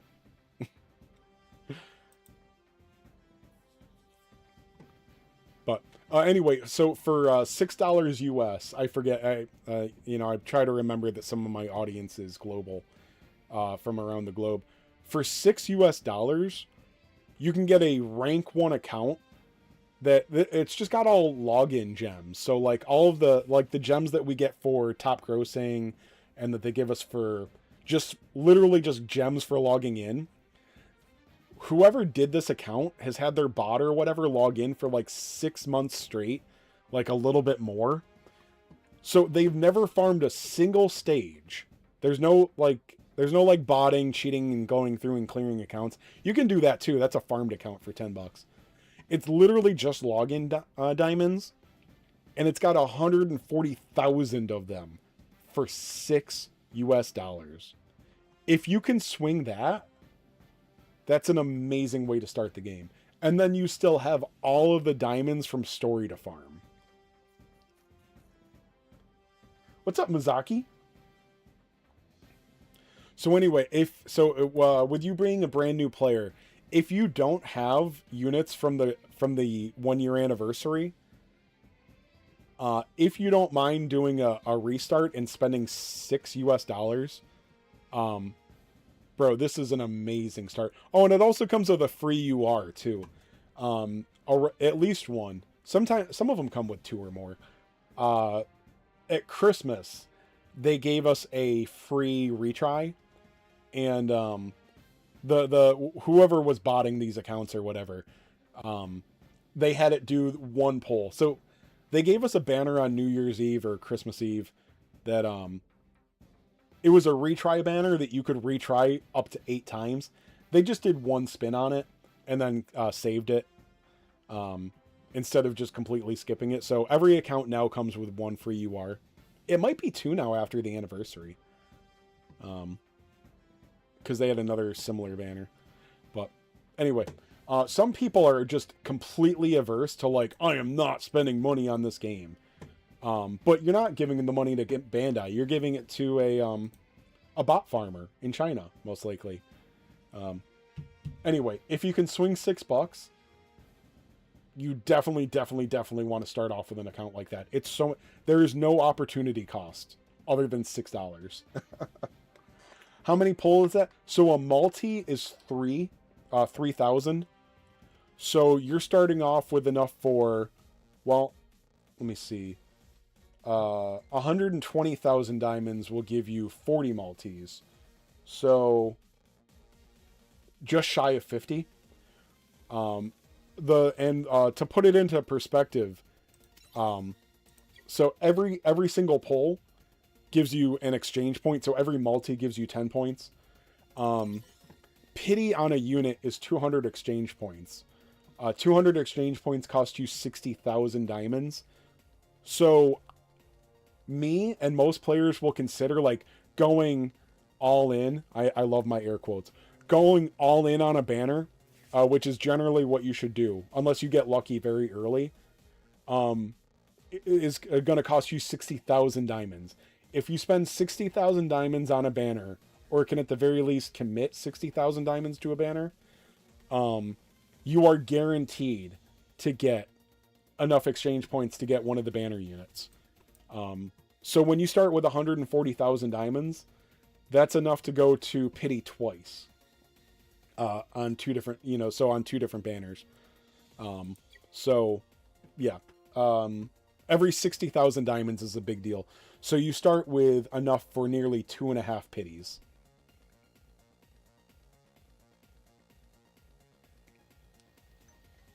Well, anyway, I've ranted on long enough. I'm gonna go make some lunch and stuff, guys.